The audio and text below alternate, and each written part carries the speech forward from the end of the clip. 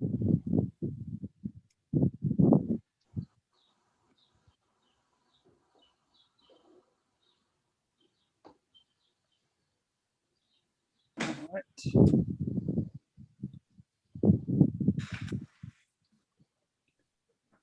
afternoon, everyone. Thank you for joining us today. My name is Yusuf Siraj. I'm with Foundation for a Path Forward and Islam Unraveled Anti-Racism Initiative in British Columbia. We are BC's official faith-based community convener for anti-racism initiatives, working in partnership with Resiliency BC and the province of BC. I'm here today with my colleague and friend, Tarek Tayeb, who is a co-founder of both organizations, as well as a vice president with the BC Muslim Association and a director of the Muslim Food Bank and Community Services. We are privileged to be hosting this event in partnership with Norm Leach, the executive director of the Vancouver Aboriginal Community Policing Center. And I'm calling in today from the unceded territories of the Musqueam, Squamish, and Tsleil-Waututh First Nations, for whom we are incredibly grateful for the years and centuries for which they took care of this land. And we're grateful for the opportunity to partner with them in building a brighter future for everyone on it. Our first clip of the day is a message from the Premier of British Columbia, John Horgan, as well as the leader of the NDP in Canada, Jagmeet Singh.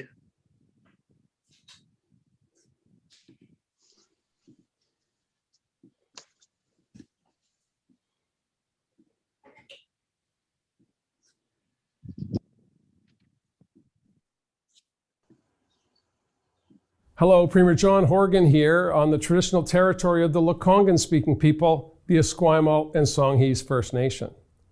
Indigenous Peoples Day is a time to honor the culture and traditions, the history and the achievements of Indigenous peoples here in BC and across Canada. After hundreds of years of ongoing colonialism, violence, and racism, after decades of talk, it's time to step up and show our collective commitment to reconciliation by taking action. Actions grounded in partnership with Indigenous peoples. Actions like unanimously passing the UN Declaration on the Rights of Indigenous Peoples Act in the BC legislature. It's clear that as a province and a country, we have much work to do. Racism and hate are still too common in this great country. It's part of our past, and we've seen most recently in Kamloops the impact our history can have on present day. As we saw recently in London, Ontario, where violence and hate reared its ugly head. Today and every day, I appreciate the strength and resilience of Indigenous peoples. I raise my hands to elders, knowledge keepers, leaders, First Nations governments, and community members who continue to show us how we can build a better and brighter future together. Let's acknowledge National Indigenous Peoples Day by collectively recommitting to each other to make Canada a better place.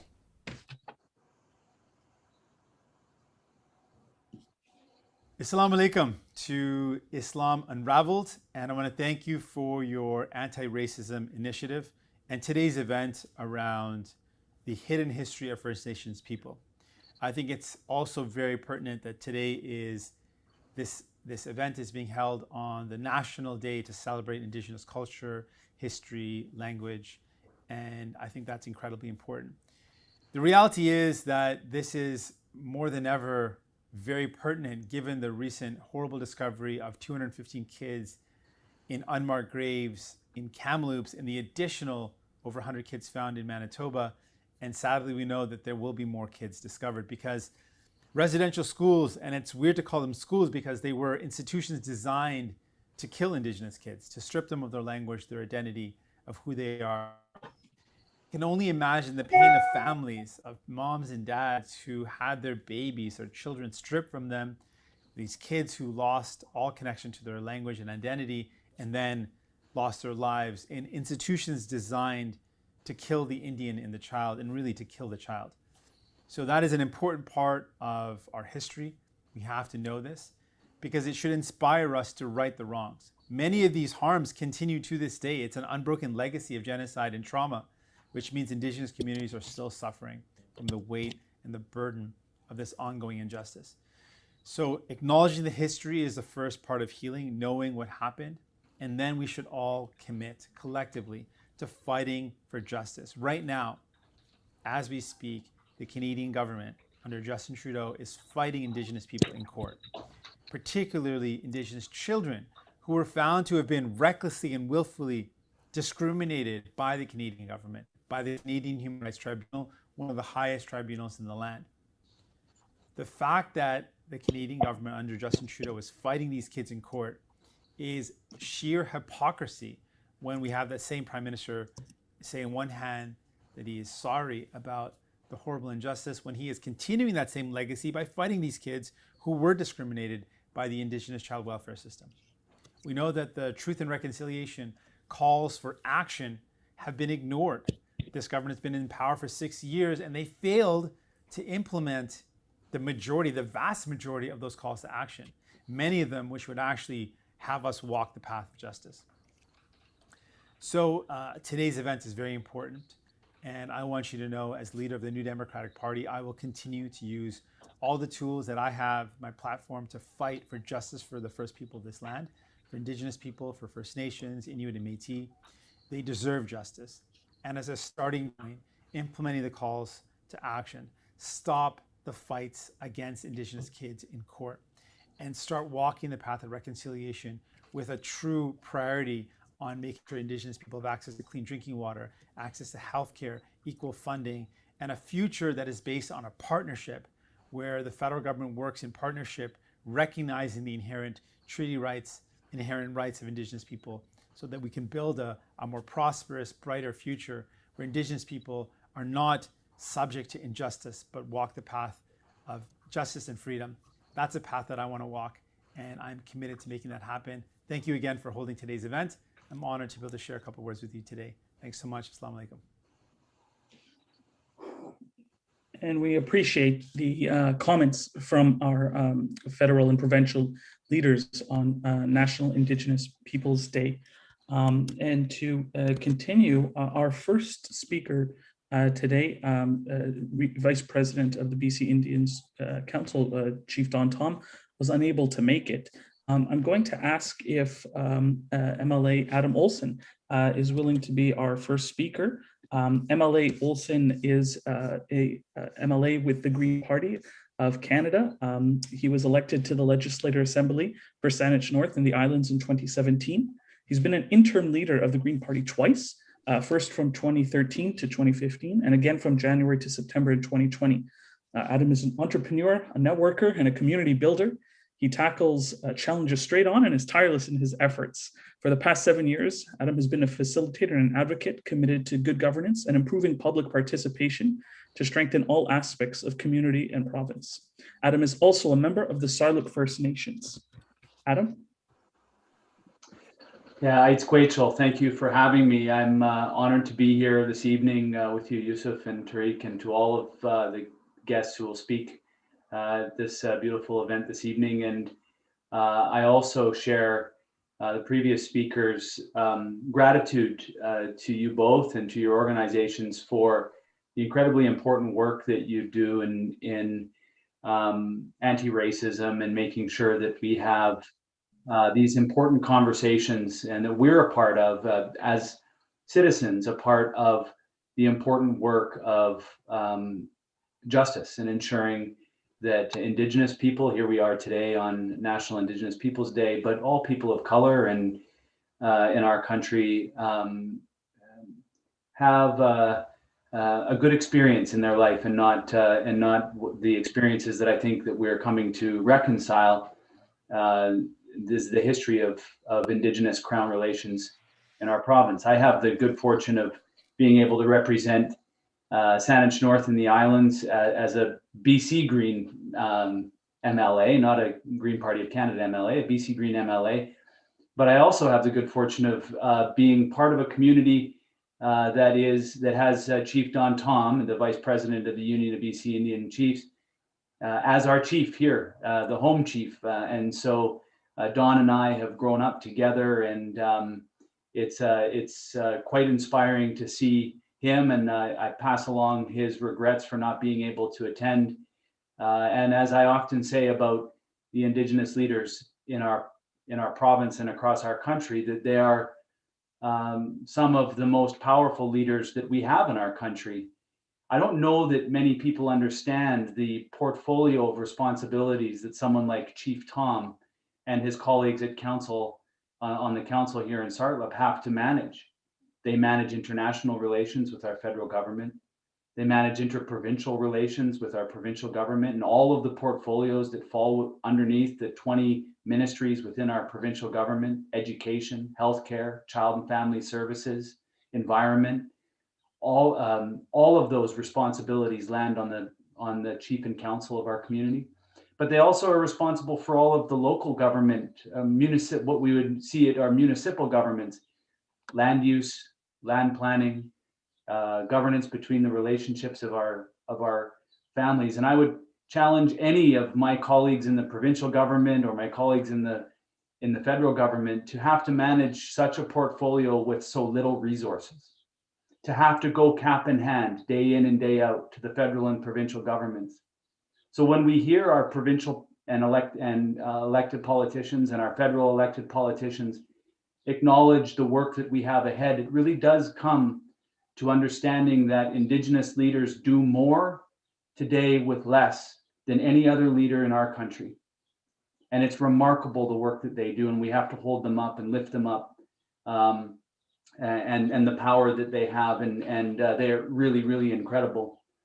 I really like to thank the leader of the federal NDP, Jagmeet Singh, for his straightforward talk, for speaking truth to the power that is in our country and speaks to the provincial government as well. I've really appreciated Jagmeet Singh's ability to cut straight to the core of what it is that we need to be speaking to talk about racism in a way that reflects how people feel when they are the survivor of racist treatment. And I really appreciate his willingness to stand up and to create discomfort, because it's that discomfort that my family and my relatives have felt every day in and day out, being an Indigenous person in this country. Discomfort being in your own territories, discomfort being in your own places. And so today, while National Indigenous Peoples Day is a different day every year for me, this year it's one of reflection and it's one of mourning. Our communities are still in mourning from those babies that were found, that we all knew were there, but that were acknowledged. And I see Canada finally waking up to this. And I think that it's important to recognize that as Canada and Canadians awaken to the reality of our history, that those resources that Indigenous nations need to be able to indeed do all of that work, to effectively negotiate with different crown governments over the rights and title that those crown governments speak so easily about in words, that they see that recognition is that we understand that of the billions of dollars that are extracted from these unceded territories each and every year, that Indigenous people see very little, if any, of that. And so when we're working to build our healing centers, and when we're working to build our houses of governance and culture, the longhouses, whatever they look like across the country, now is the time for the federal and provincial governments to recognize that the benefit that they've been extracting from these territories off of the backs of Indigenous land, it's now time to have a different approach. It's easy to say these words, it's easy to say these things. It's very difficult for those people in power to be able to give up any of it. And so I encourage my colleagues in the provincial government, Premier Horgan, all of his cabinet, to follow through on the commitments of the rhetoric with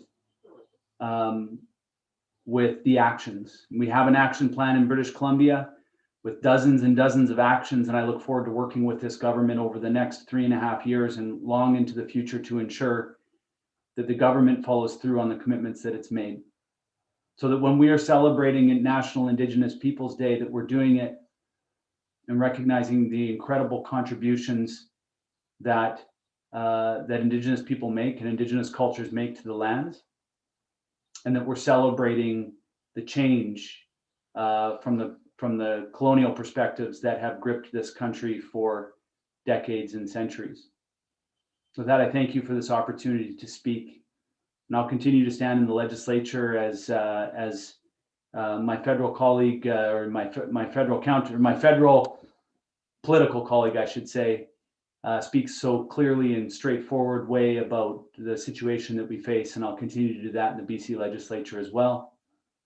And a lot of love to all of the families, all of our families, some of the families that I see represented here, but all of our Indigenous families across the province and the country, as you go through your processes in mourning to reconcile within yourselves the history of the residential school and the impacts of the Indian Act that it's had on us, that there are people that will continue to stand up and speak to the governments to ensure that we see justice.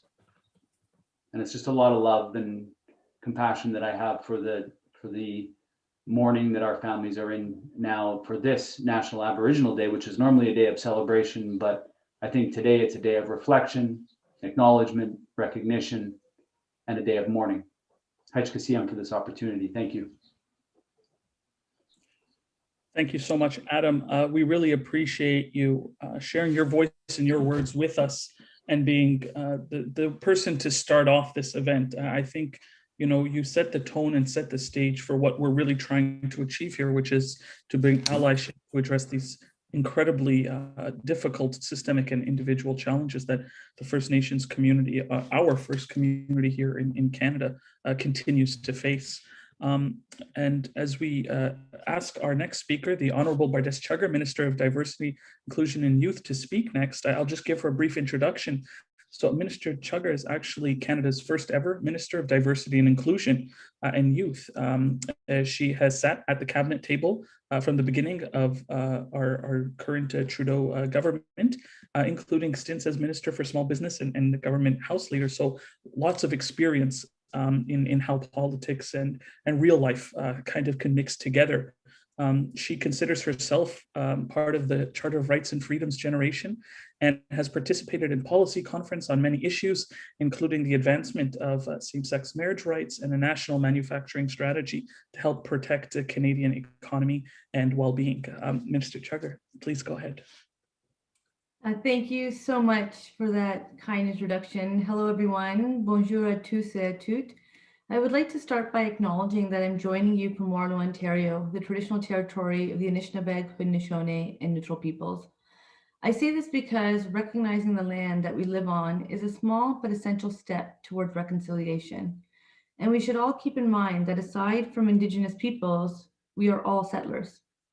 I want to thank my friends from Islam Unraveled for inviting me to speak at this prestigious event, and thank my friend and colleague, Minister Jonathan Wilkinson, as well as all Liberal members, federal Liberal members of Parliament, for having me join you virtually in British Columbia today. I look forward to the day that we can be together, not virtually, but in person. I also want to express my condolences and appreciation to the elders, chiefs, and Indigenous peoples on this panel today and listening in. It continues to take strength to participate when tragedies remain still so present. La pandémie de COVID-19 nous a tous rappelé que nous avons encore du travail à faire. Elle a touché l'ensemble des Canadiens et Canadiennes et de façon disproportionnée certains segments de la population, y compris les communautés autochtones, noires et racisées, et les communautés avec la diversité sexuelle et la diversité de genre. The COVID-19 pandemic has reminded us all that we still have more work to do. It has affected all Canadians and disproportionately certain segments of the population, including Indigenous, Black, and racialized communities, and sexual and gender diverse communities. We've seen that the pandemic has exposed inequities and has fueled racism in this country and around the world. Asian communities are being targeted based on prejudice and hatred. Islamophobia, especially against women and girls, is still rampant in many cities. And Indigenous peoples continue to face racism every day. These instances are simply heartbreaking and unacceptable. I believe that the theme of this panel, honoring our pre-colonial history to guide systemic change for a shared racism-free future, is exactly what my work at the cabinet table has been focused on. Advocating for diverse communities and ensuring that our government is working to advance policies, legislation, and actions that contribute to a better country and a better future. I want you all to know that I don't take this responsibility lightly, and I recognize that it is a big undertaking. But doing it in collaboration with you all and hearing from your lived experiences will give me the insight we need to move the needle further along. Marking National Indigenous Peoples Day is important for recognizing and honoring the achievements, the histories, and culture of Indigenous peoples across these lands. I say histories to mark the discrepancies that still exist between what I was taught in school and what was the reality for many. We are still learning about the history of this country, unlearning some of the history that we were taught. And although the pain of the past is still felt today, we must continue the important work to build a better future. My colleague, Minister Carolyn Bennett, recognized that when she said that all Canadians need to learn about the perseverance and resilience of Indigenous peoples and the importance of protecting Indigenous knowledge and revitalizing their languages and culture. We know that the scope of action that is needed is vast, and through our engagements with Indigenous partners, we've heard loud and clear that culture is foundational and all-encompassing. It is at the heart of one's identity and self-worth, and it is necessary for healing, safety, and empowerment. Over the last year, we have witnessed unprecedented global protests against racism and injustice, and more people are uniting to bring to the forefront the devastating impact of racism in Canada and around the world. Je veux que vous sachiez que ce gouvernement dirigé par ce Premier ministre Justin Trudeau est déterminé à faire ce travail. I want you to know that this government under Prime Minister Justin Trudeau is committed to do this work. I'm very grateful for being here with you today. I look forward to continuing our work to build an even better and consciously more inclusive society for all. One of the things I'm proudest about is actually working in partnership with Indigenous communities. The Ottawa knows best top-down approach is not our path forward. We will work in a meaningful way with two-way dialogue because Indigenous leadership knows what is needed and the federal government is here to be a partner. Thank you. Ahe. Assalamu alaikum. Merci. Alaikum assalam, Minister. Thank you for your kind words and for joining us today. One of the things we think is so important is to bring together all the stakeholders, to learn from each other, to hear from each other. And we appreciate you and being here with us today. Our next speaker is Kasari Govinder. She is British Columbia's first independent human rights commissioner. From 2008 till 2019, Commissioner Govinder held leadership positions at West Coast Leaf and was appointed executive director in 2011. She has co-authored key reports and articles and speaks widely on critical social issues such as hate speech, access to justice, gender-based violence, systemic racism, and Indigenous rights. Thank you for joining us, Commissioner. Thank you so much for the invitation to be here, and thank you to all of you who are listening in through various means. It's a pleasure to be here with all of my fellow panelists. In non-COVID times, as Adam mentioned earlier, I think this would be a celebratory day. I live close to Trout Lake here in Vancouver, where the what was the National Indigenous Day celebrations would happen. So normally I would be happily eating bannock in the park and watching drumming with my child, but I am actually very happy to be here with all of you in this moment and having this virtual celebration of Indigenous Peoples Day. Before I continue, I do want to acknowledge that I am on the unceded and traditional homelands of the Coast Salish peoples, including the Musqueam, Squamish, and Tsleil-Waututh nations. As the descendant of migrants and settlers, I am grateful to the Coast Salish peoples who have cared for these lands and these waters for generations. This gratitude comes with a responsibility, of which we have recently had a stark reminder, to bear witness to the pain that continues to unfold as a result of Canada's colonial structures, such as the residential school system. I want to acknowledge that the news of the last few weeks from now a growing number of nations, but starting with Kamloops to Secwepemc territory, has been devastating, and that words seem insufficient, but also necessary. And I want to recognize the attendant responsibility that the discovery the confirmation of the graves that so many have talked about for so long, places on us non-Indigenous people and our public institutions to bear witness and to dismantle these harmful structures in large and small ways. As BC's Human Rights Commissioner, I am an independent officer of the legislature, much like the ombudsperson or the auditor, with the mandate to address the root causes of inequality, injustice, and discrimination in BC, including by promoting compliance with international human rights obligations. And I emphasize that my role is independent from government, and my job is much like being a watchdog for the provincial government to ensure compliance with international human rights as well as domestic human rights protections. This constellation of factors are our independence, our systemic mandate, the inclusion of international law in the scope of our human rights work makes my office unique among human rights commissions in the country. Key to this role as Human Rights Commissioner is a focus on decolonization and on Indigenous rights. And I'm honored to be here with you to mark this day. And I want to spend a few minutes talking about the state of Indigenous rights here in BC. Indigenous people, as you've heard already through some of the speakers, continue to face significant inequality. We know that Indigenous people are far overrepresented in jails, and that, for example, Indigenous women are the fastest growing population of incarcerated people. In 2019-2020, Indigenous youth accounted for nearly 50% of all youth admitted to custody in BC. We know as well that the legacy of state interference with Indigenous families continues today in the overrepresentation of children in the child protection system.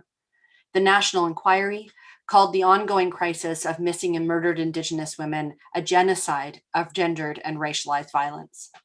It is in this context that COVID-19 has amplified racial tensions and fueled hatred, extremism, and the rise of authoritarianism. The virus has exacerbated poverty, homelessness, hunger, mental illness, and domestic abuse. Unfortunately, COVID-19 has spread hate along with the virus, and we've witnessed an increase in violent acts against marginalized communities, particularly Asian Canadian and Indigenous communities. And although the impact of COVID itself on the basis of race and ethnicity is still largely unknown in BC due to a lack of data collection, not unknown elsewhere in the country, we do know that the impact on First Nations peoples has been significant, even here in BC. For example, First Nations people in the north of BC have confirmed COVID-19 cases at twice the rate of non-Indigenous people in that region. And that rate is 2.5 times higher in the Island Health region. Rather than an indication of some kind of inherent vulnerability, these high numbers are a result of poverty, overcrowding, health inequities leading to comorbidities, and a lack of resources in many communities. Committing to decolonization entails understanding the many ways in which colonial structures continue to be detrimental to the lives, well-being, and rights of Indigenous people. In my work, it also means using the tools available to us, such as the human rights system and the Declaration on the Rights of Indigenous Peoples, to continue the push for change. It is in this spirit, for example, that we're currently doing significant research on systemic racism in policing and anticipate releasing a report with our recommendations in coming months. We've also been working for the past year to encourage all public institutions, particularly the provincial government, to collect race-based and other disaggregated data to ensure that all public policy is based on real lived experiences, including anti-Indigenous racism.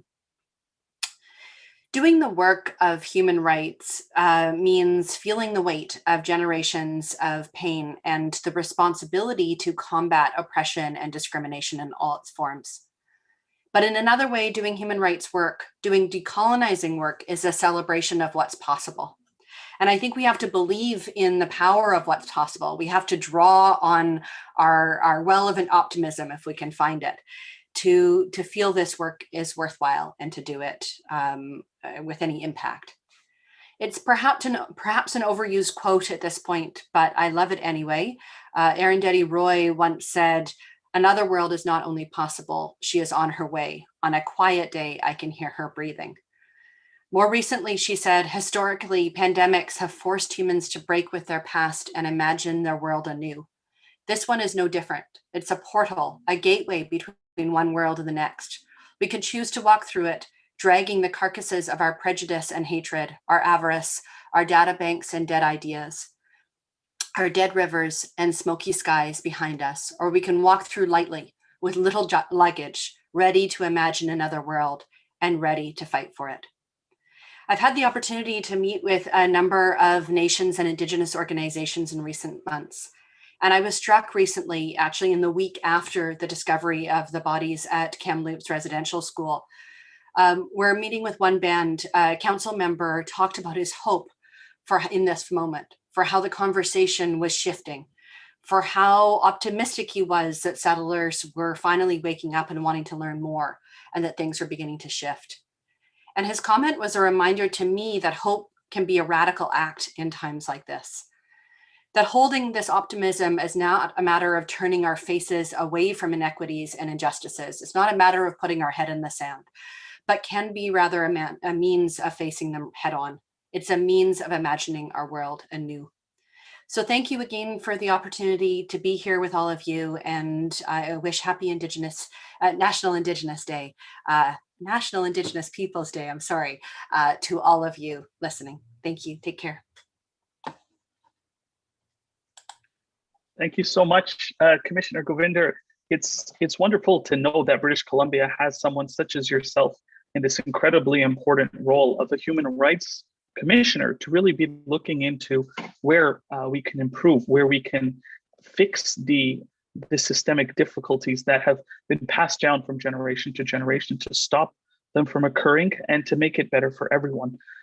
So again, thank you for the work you're doing. Thank you for being here with us, and we appreciate your voice and your time.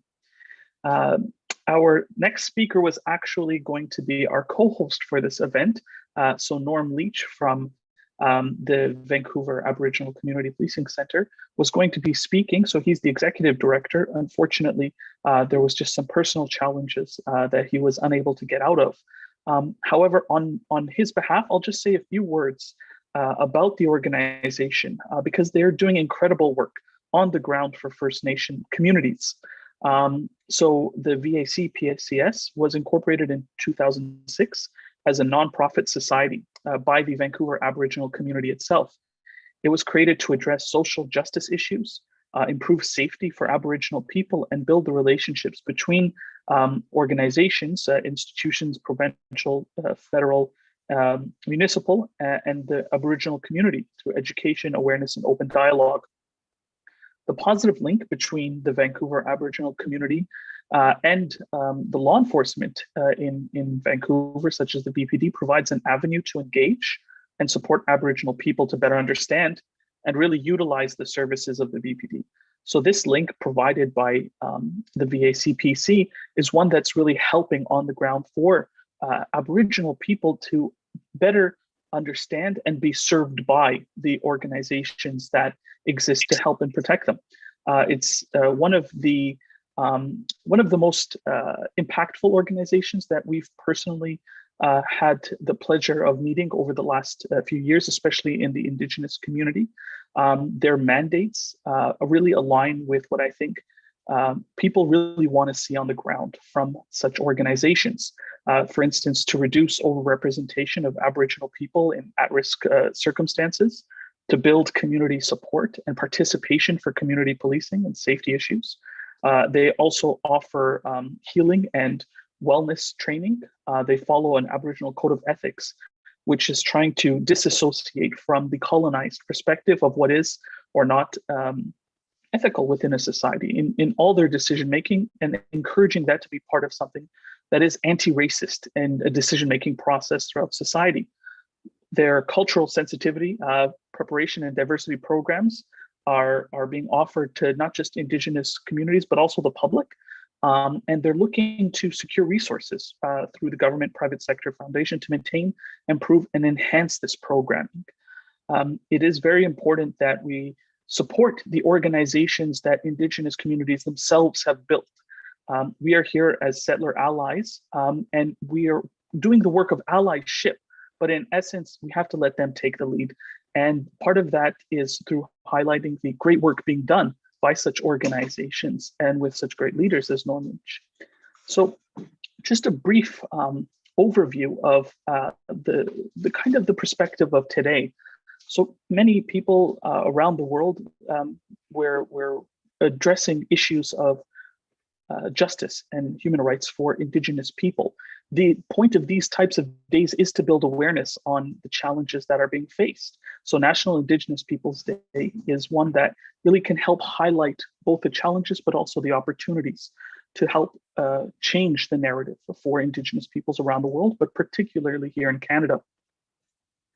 In light of that recent horrific discovery of the bodies of 215 Indigenous children buried at a residential school in Kamloops, horrific because it's, you can't imagine it being your own family, that your kids were taken from you and then you never saw them again. And then there's probably parents alive now who this is the first time they actually know what happened to their children. And it's terrible.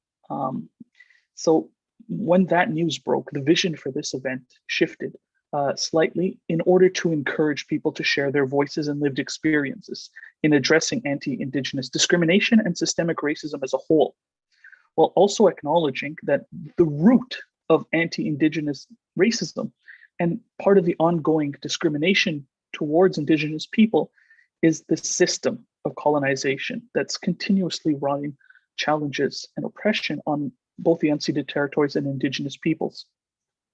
These systems are non-personal. They are not something that any one person is doing, but they've been built up over hundreds of years. And I know at all levels of government and across our country, there's many great people, such as those on this call, who are working tirelessly to dismantle that and to rebuild it with something better for all Canadians. However, this is not just a problem from generations ago. In Canada, according to census data, 52% of children in foster care are Indigenous, while accounting for only 7% of the total child population. These kind of discrepancies are what we need to look at as why these things keep happening for a specific segment of our population, right? The Indigenous peoples continuously face such discrimination. For instance, Dr. Toupé-Lafon's November 2020 report, In Plain Sight, described findings of widespread systemic racism against Indigenous people in the BC healthcare system. 84% of Indigenous peoples describe personal experiences of racism and discrimination that discourage them from seeking necessary care in the future and reduce their access to care, which negatively affected their health and had a cascading effect of negative outcomes. These outcomes just end up reinforcing stereotypes and perpetuate the cycle of inequality. A 2014 report by the RCMP titled Missing and Murdered Aboriginal Women, a National Operational Overview, found that more than 1,000 Indigenous women were murdered over a span of 30 years. And that's just the ones that were in the report. From 2001 to 2015, the homicide rate for Indigenous women in Canada, which is horrible to have to read, was 6 times as high as the homicide rate for other women. Across Canada, First Nations communities are working to heal, though. They're working to overcome this generational trauma that colonization and the system of colonization inflicted upon them and their families. Now, as settlers, we are doing, and we believe it is a moral imperative, to do the necessary work of allyship, to highlight the hidden history, voices, and truth of First Nations people. And we'd like to invite you to join elders, community leaders, cultural leaders, and elected officials on trying to make this happen within our lifetimes. It's something that we should aspire to being a solved problem, whereas the discrimination, the racism, the oppression stops. Part of that healing process is the spiritual healing. Our next speaker, Mufti Asim Rashid, is going to be talking about that perspective. Mufti Asim is a graduate from Bernoytown Islamic University at Bernoytown with a master's degree in Islamic Studies. He is an internationally renowned Islamic scholar and speaker. He's also the founder of Al Ihsan Educational Foundation, which offers Islamic education in BC. He's also the founder of Islam Unraveled, which is an anti-racist education and engagement organization. Mufti Asim, please, it's your turn, sir. Assalamu alaikum wa rahmatullahi wa barakatuh.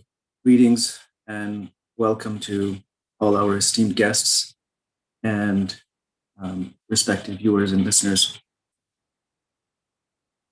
Honestly, this occasion is it is a day for us to not just acknowledge and commemorate the original custodians of Canada, but to me, this should be an opportunity to let them voice their narrative in their own words, from their own perspective. And in relation to that, to have a systemic effort to give them their voice, their narrative in all contexts where it is required. We heard one of the guests, Minister Chagras, talking about the difference between what we studied in school growing up and what we heard when we started receiving what should be called the original and the correct narrative from the perspective of from the descendants of those people that are meant that we learn about, the tribes and the nations that we read about when studying Canadiana. I think one of the greatest things that we can give from our side, being outsiders, first is the opportunity for our Indigenous friends, brothers and sisters, to voice their narrative, their history, from their perspective, and this should be done in an official way. Right now, it's happening in the form of events like this, in various on various platforms and through various programs. But I think the official narrative that is taught in every single school across Canada should be the narrative that comes from the perspective of the Indigenous people. That is, ethically speaking, morally speaking, the only valid narrative. People who have looked after this land for since time immemorial, and then through various methods which were pretty much the hallmark or the trademark of Western colonialism, they were put into that situation, manipulated in various ways, control of the land, control of the resources, which hold a sacred sort of symbolism in their belief system, and from people who looked after the land and everything in it with such care, and with such love, to have all of that stripped away, and still not being able to hear things openly from their side, or let's say officially from their side. I think this is one of the greatest things that was taken away. That someone else wrote their story for them in words and with facts, or perspectives that were convenient for the outsiders to place and present. And when we're talking about all of these facts and figures that have been presented, whether it's systemic racism, bias, being marginalized, being subject to to greater risks in all aspects of life than other communities. It's an injustice upon an injustice, and then you take their voice away, and what they're saying is only transmitted to a very, very small circle of people who are actually trying to understand them better, trying to help them out, but really it's still not mainstream. It needs to become mainstream. It needs to become the curriculum. I am by and large, an educator. and so I design curriculum and syllabi, and I write textbooks, and I implement educational systems. So this is something that I hold very dearly to my heart, that ultimately, what is the narrative that is being delivered through that system, and what will be the outcomes? You've all heard about social engineering of various types. This is one major form of it, the mainstream education. I cannot emphasize this enough. And those books need to be written by the Indigenous people. That whole history of Canada, the colonization aspect of it, what the treaties really looked like, what was the impression given when those treaties were made, what preceded them, and what were the emotions at that time? What were the Indigenous people feeling at that time? What was the emotional climate? All of this needs to come out, and it cannot come out from correctly from the outsider's view. It just can't. So one of the greatest things we can take away from a nation is their voice, their narrative, their story, and then take it over and then pretend like that's the truth. And it sounds an awful lot like what's happening with Islam and Muslims around the world. So we feel this. Our voice was taken away. Our story was taken away, and it was taken over by people who just wanted greater viewership, greater readership, and they just wanted, it was more about the storyline than about the story, and till this day we struggle to find our voice and make our voice heard amidst criticisms that we don't hear the Muslims speaking. It's because other people are trying to speak on our behalf, and their voice is being broadcasted around the world. The other thing is that, in taking steps towards reconciliation, it is important that we put the Indigenous people at the center of all discussions. Their needs, their difficulties and problems. We can talk about reconciliation. We can have an official acknowledgement for the traditional and original custodians of our land. We can mention their tribes by name, and this is important. However, if we do not take significant and measurable steps towards eliminating the problems that the outsiders or the settlers have created for them, then we have not done anything close to justice. And it will not be a true and genuine step towards reconciliation. You have to look after the problems first. We're hearing facts and figures all the time. Many have been presented right here in terms of crime, in terms of medical health. I don't think we've talked about emotional health just yet, but if you look at the figures, the statistics of suicides, especially of teenagers, especially of young people, and look at it in perspective, just like the other statistics were laid out, you'll find that the numbers are shocking. It's unfair. It's unfair.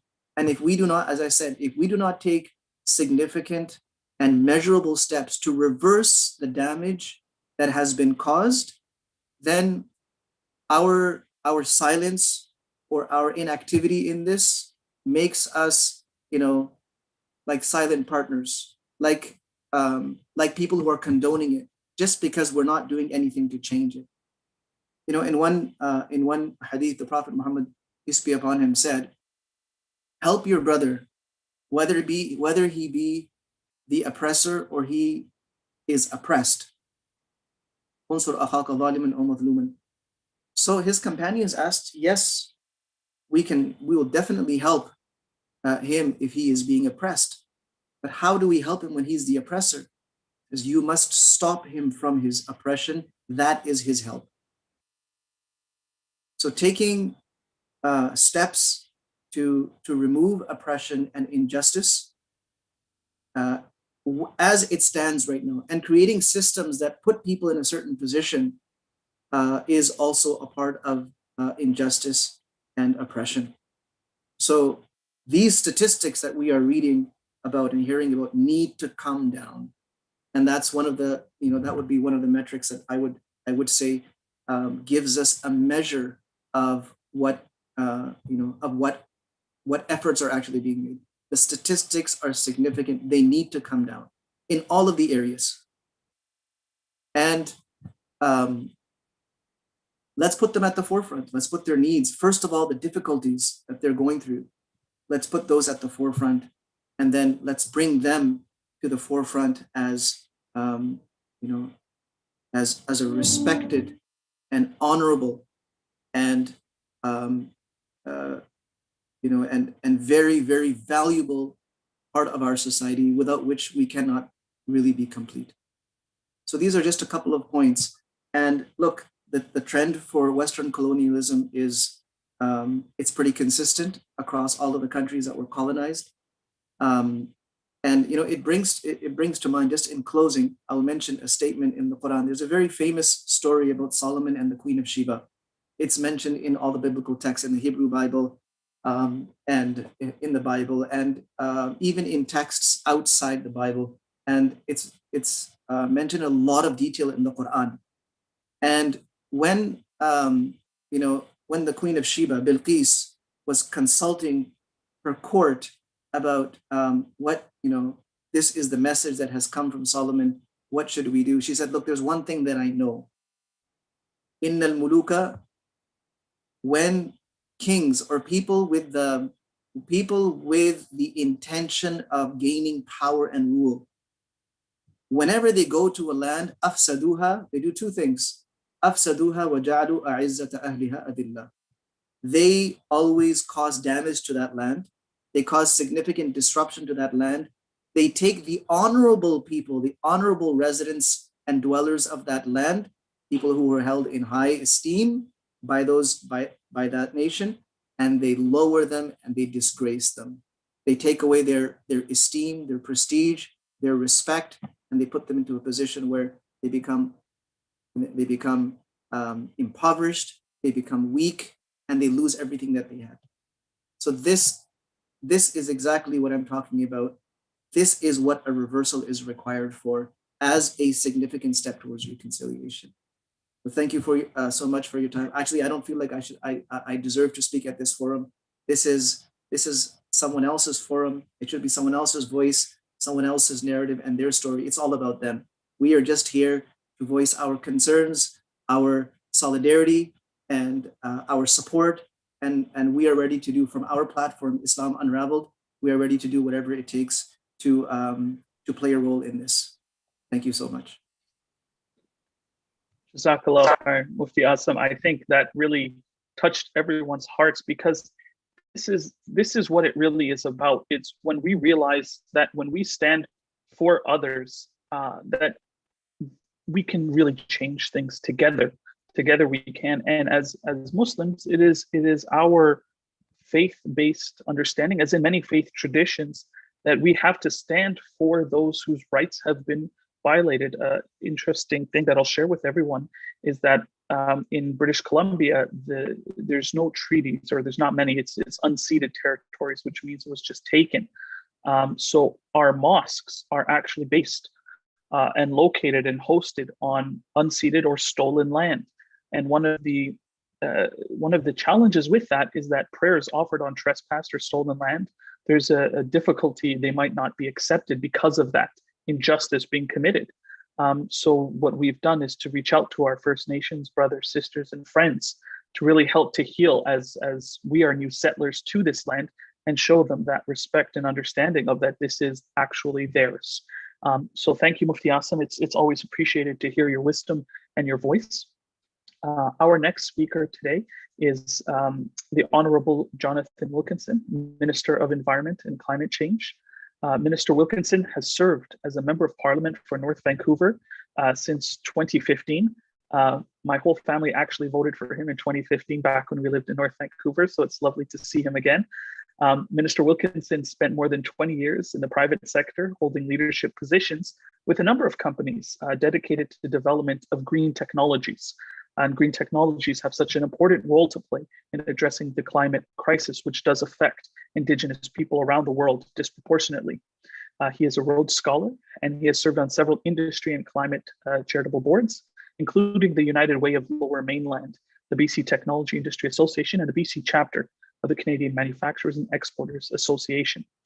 Minister Wilkinson, thank you for joining us today, sir. Thank you very much. Hello, bonjour, Tanoya. I am joining you from North Vancouver, which, as many will know, is on the traditional, ancestral, and unceded territories of the Musqueam, the Squamish, and the Tsleil-Waututh First Nations. I certainly want to thank Islam Unraveled for hosting this event and for inviting me to say a few words. We have experienced some very difficult times of late. When I say difficult times, I am certainly in part referring to the pandemic, which has caused frustration, dislocation, emotional and financial hardship, and loss for many. But I'm also referring to other more recent events, including those that have taken place in London and in Kamloops. The tragedy that occurred recently in London was horrific and shocked the conscience of Canadians. It was an act of hate, an act of domestic terrorism against a Canadian family of Muslim faith. And I think I personally, and I know all of you, stand in solidarity with the people of London and with Canada's Muslim community. We must stand against hate and xenophobia and reflect on what can be done through education, public policy, and through our own behaviors to ensure that something like this does not happen again. In Kamloops, the discovery of 215 children's remains at a former residential school were deeply, deeply disturbing for many, many Canadians. While we have been aware of the shameful legacy of the residential school system in this country for some time, this discovery brought home, I think, just how appalling the conditions and the treatment of many Indigenous children were. The reverberations of the residential school system continue to be felt in many, many communities to this day.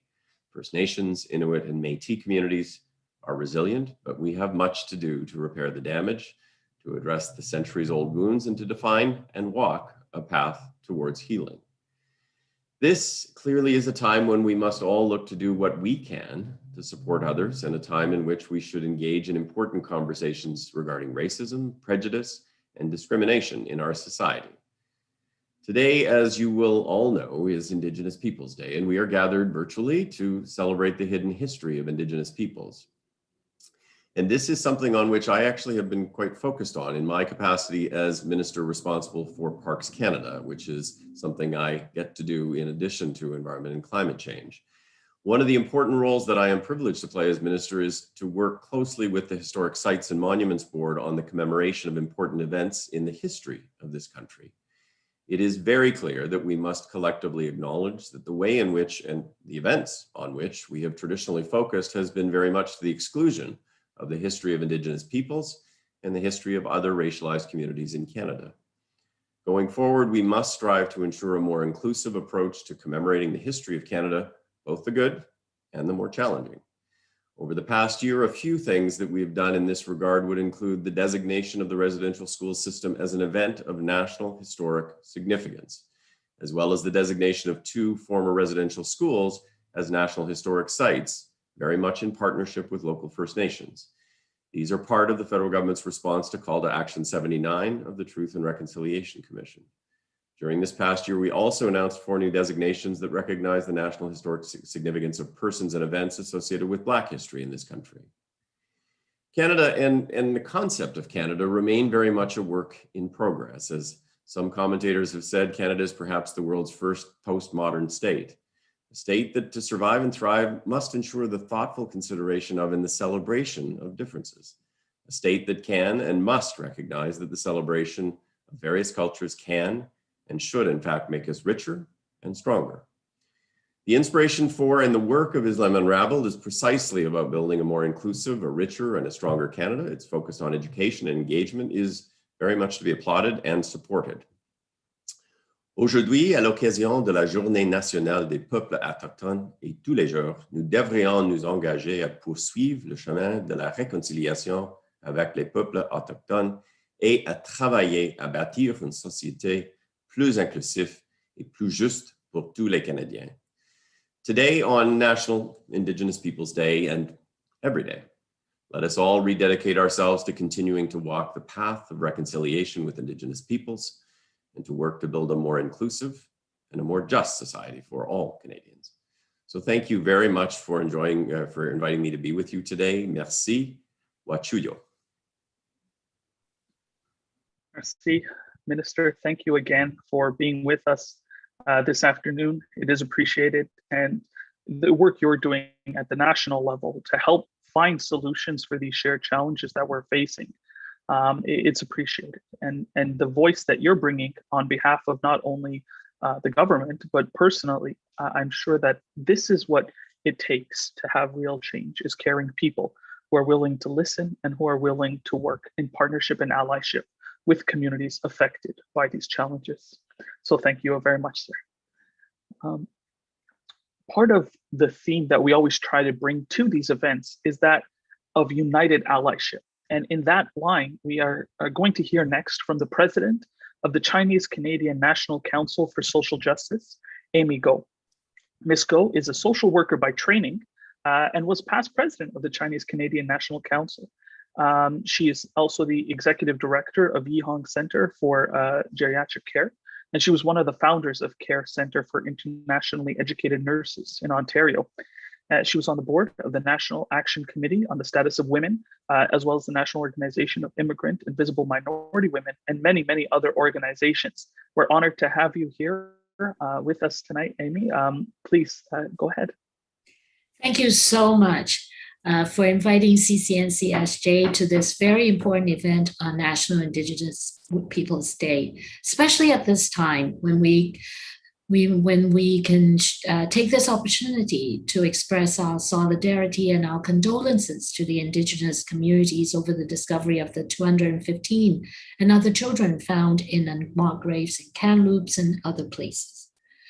I am grateful, truly grateful, to be joining you from Toronto, the traditional territory of many nations, including the Mississaugas of the Credit, the Anishinaabe, the Chippewa, the Haudenosaunee, and the Wendat peoples, and is now home to many diverse First Nations, Inuit, and Métis peoples. Toronto is covered by Treaty 13 signed with the Mississaugas of the Credit and the Williams Treaty signed with multiple Mississauga and Chippewa bands. Let me start with my own personal journey. I came to Canada in 1980 and started my university education. I did not learn anything about colonization or the genocide of Indigenous communities in my undergraduate studies, nor in my graduate studies in social work. I was particularly interested in social policies, but I'd never learned about, there was no courses at all that talked about the systemic racism, the colonization, and the impact of all those on racialized or on Indigenous communities or Black or Asian Canadian communities. It was actually through my activism and involvement in CCNC that I came to learn about the long history of connections between Chinese settlers and the Indigenous communities. Starting in mid-1800s, Chinese gold miners were accepted by the Indigenous communities and had lived side by side in the broader hostile world of white colonists. When the Chinese laborer who were shunned by the white communities after the building of the Canadian Pacific Railway, linking our country from coast to coast, many of these workers again found refuge in the Indigenous communities. They were welcomed and accepted as who they were by the Indigenous communities. So as Chinese Canadians, we really owe the Indigenous communities a heartfelt thank you. So CCNC initiated a redress campaign for Head Tax and Exclusion Act in the 1980s. I remember very well the redress conferences that I attended in those days, where I learned for the first time the extremely painful and traumatic accounts from families of children of residential schools that never returned. I also learned that the South African government studied our Indian Act and Indian reserves to help establish their apartheid regime. I was ashamed, I was angry, I was extremely stressed. In 1988, Japanese Canadian communities obtained redress for the internment of Japanese during the Second World War. Then Chinese Canadian communities, we also received our apology and redress from the federal government on June 22nd, 2006. Yes, tomorrow marks the 15th anniversary of the redress and apology. Yet, our First Peoples in Canada that have been stripped of the rights, their land, their livelihood, their culture, and their language, and continue to be dehumanized, are still waiting for reconciliation and justice.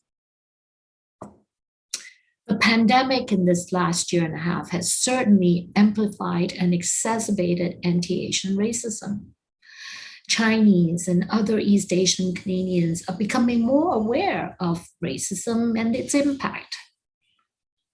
However, we should also take the time to educate ourselves about our role in perpetuating anti-Indigenous racism, our own biases, our discrimination, and our responsibility in sustaining a society that continues to deny Indigenous rights. Chinese and Asian Canadians really need to understand and acknowledge how systemic racism, colonialism, and white supremacy collectively and distinctly impact on Indigenous, Black, Asian, and other racialized communities. As an activist, I continue to learn about Indigenous rights and how to be an ally. I learn from the leaders of Indigenous communities that I need to approach things with humility, that I need to approach as an ally with humility. So recently we were asked to speak on an issue about the rights of Asian sex workers because the Ontario government was going to propose an anti-trafficking legislation, and unfortunately it was passed. We were asked to speak up in solidarity with Asian sex workers because the legislation would have devastating impact on them. So my colleagues and I at CCNC wanted to find out how would the Indigenous communities react to that legislation, given that over 50% of all the women trafficked in Canada are from the Indigenous communities. So CCNC's position has to be aligned with the Indigenous communities, particularly with the Indigenous women's groups and the recommendations, of course, from the Task Force on Missing and Murdered Indigenous Women and Girls. So CCNCSJ is committed to advancing this awareness amongst Chinese and Asian Canadian communities about the impact of colonialism on Indigenous communities and the call for reconciliation and justice. We are ensuring that all of our anti-Asian, and anti-racism training materials start with the conversations and the discussions about Indigenous rights and the call for actions for reconciliation and justice. We are committed to calling out anti-Indigenous racism, and we are committed to working in solidarity with Indigenous communities with humility to ensure that all the recommendations from the Truth and Reconciliation Commission, as well as Task Force on Missing and Murdered Indigenous Women and Girls, are put into actions. So thank you very much again, and I wish you all a very happy National Indigenous Peoples Day. Shishi, Amy, thank you for sharing your voice with us today and being part of the wall of allies that we're building to address the issues that we all face together. None more so than the first people of this land, the Indigenous community. Well, we have highlighted the role of allyship and heard from some First Nations Indigenous representation, such as my good friend Adam, the bulk of what we're doing here today is to listen. It's to listen to what is going on with our brothers and sisters and friends in the First Nations community, the Indigenous peoples of Canada, to understand from their own perspective, in their own words, uncensored and without any limits, what they feel needs to be done to protect themselves, their culture, their children, and their futures. Our next speaker, Lorelei Williams, is a past coordinator at VA CPC. She's worked on the missing and murdered Indigenous women and girls, MMIWG, epidemic, and has been described as a which has been described as a Canadian national crisis and a genocide. A national inquiry, which was launched in 2015, which resulted in the Reclaiming Power in Place report, calls for transformative legal and social changes to resolve the crisis that has devastated Indigenous communities across the country. Lorelei is raising awareness and advocating for victims and families of MMIWG through an organization called Butterflies in Spirit. It's a dance group she formed in 2012. The group is composed of family members of MMIWGs and was formed with the goal of empowering Indigenous women within her community, as well as within the Indigenous community, and raising awareness about the women who went missing, including her own aunt, Belinda Williams, who went missing in 1978, and her cousin, Tanya Holek, who was murdered in 1996. Lorelei was the original women's coordinator at the VA CPC and grew to become a powerful advocate for the families of missing and murdered Indigenous women and girls. She continues her work through Butterflies in Spirit, the dance group she founded, and also in various other community projects. Lorelei, thank you for joining us today. The floor is yours. Thank you for having me. First, I would like to acknowledge the territories that I'm calling in from, the Musqueam, Squamish, and Tsleil-Waututh Nations. I am grateful to be here on their territories. My name is Lorelei Williams. I am from Shkati Nations on my mom's side. It's the Alis on my dad's side, which is in the Stalo territories. I do a lot of work around the issue of missing and murdered Indigenous women. Like you said, my auntie Belinda has been missing since 1978. And my cousin Tanya Holek was murdered by serial killer Robert Picton. My other aunt was pushed out of a window in the downtown east side. Thankfully, she survived.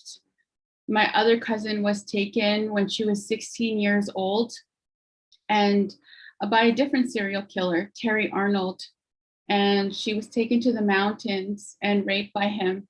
Thankfully, he let her go. Thankfully, she got away. The others didn't. The others were murdered. And she lives with survivor's guilt, my cousin Dorina, today. So I do a lot of work around this issue. There were so many flaws in both my missing aunt's case and my cousin Tanya's case. It's all right there. The proof is right there. Tanya's case, you just have to look at the Wally Opal inquiry report. And I think it's called Forsaken. You could see all the flaws there. I am also on the Missing and Murdered Women's Coalition, where we hold the government accountable for the wrongdoings, which is a lot. And this coalition came together because we were shut out of the Wally Opal inquiry. And we are over, sorry.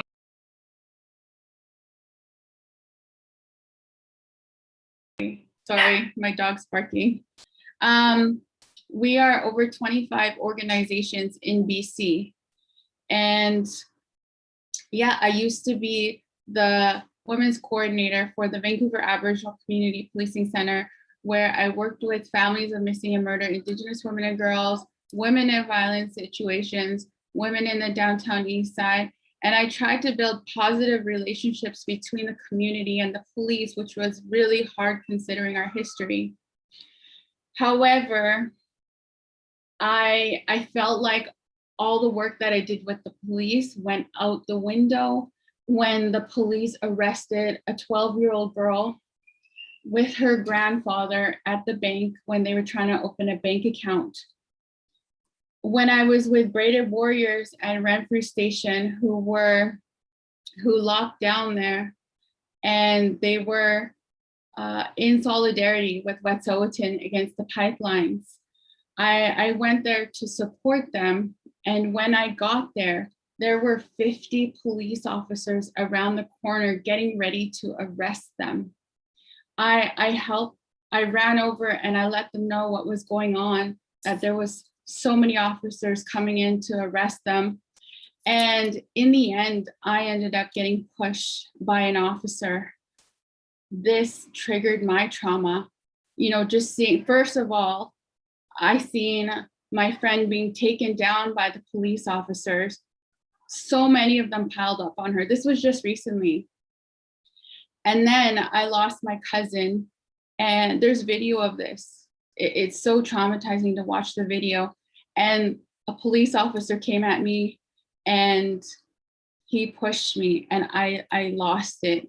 All I was spitting out was stuff about MMIWG. Later on, I thought about it and I was like, wow, they can have 50 officers to go and arrest those youth who are protecting Mother Earth, who are protecting our Indigenous women and girls, but they can't have 50 officers to search for missing and murdered Indigenous women and girls. I do a lot of work. My work followed me. I'm not working at the VACPC anymore, but my work has followed me.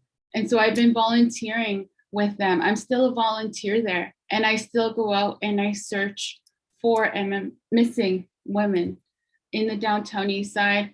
Actually, in BC, I went to Hope a few years ago to search for somebody there.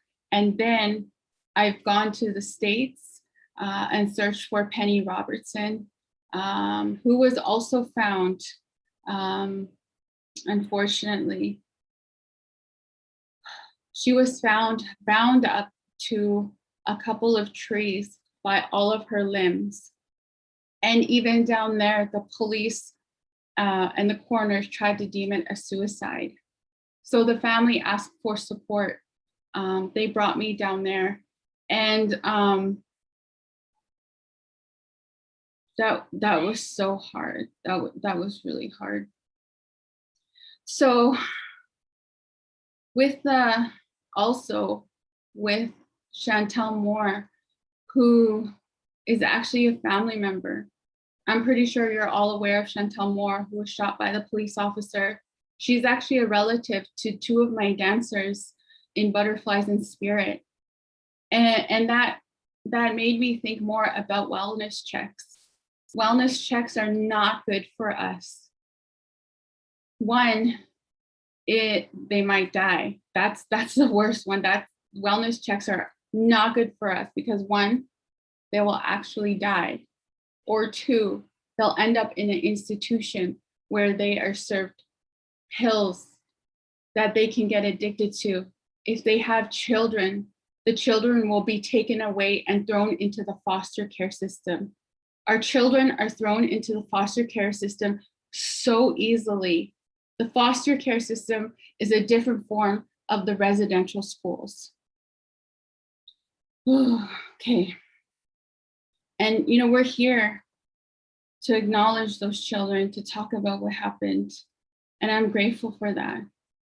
I spoke at an event earlier today, early in the morning. And they asked me at the beginning, how are you? And I really thought about that. I'm okay. I'm good. I'm okay. I'm grateful to be here. When the news broke about those kids, it made me realize how lucky I am to be here today, because that could have been my parents. I'm wearing this orange shirt with my parents. They both attended residential school, St. Mary's Residential School in Mission, which is not too far from here.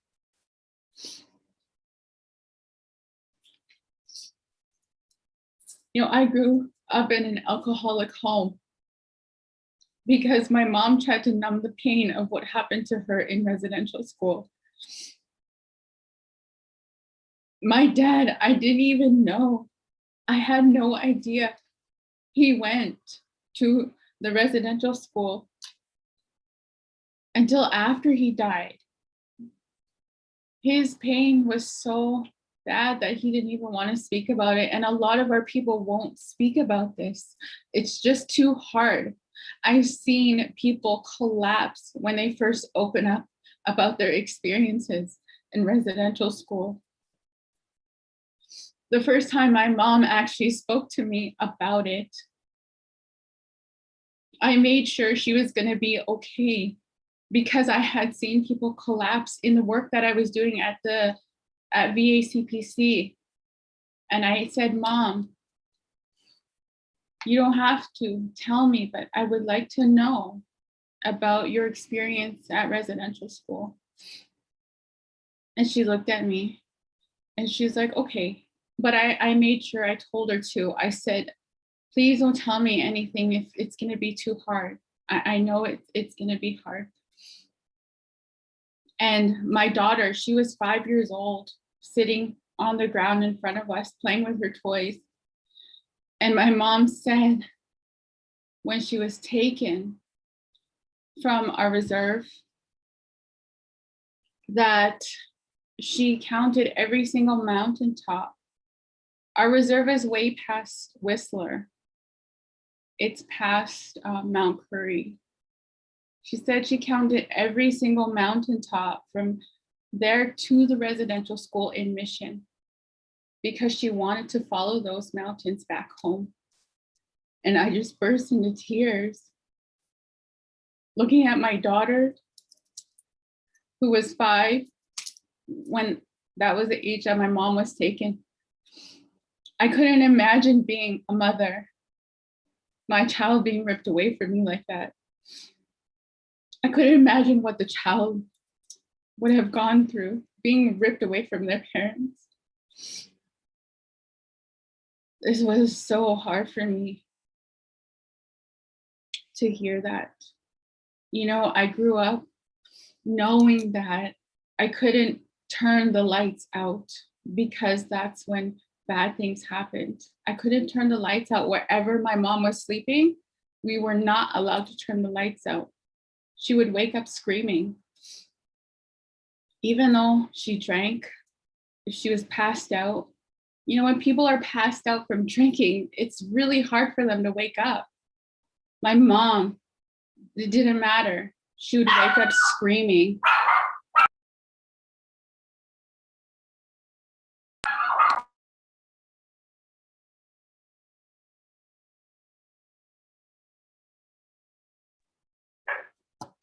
My mom also, sorry, my dog keeps barking.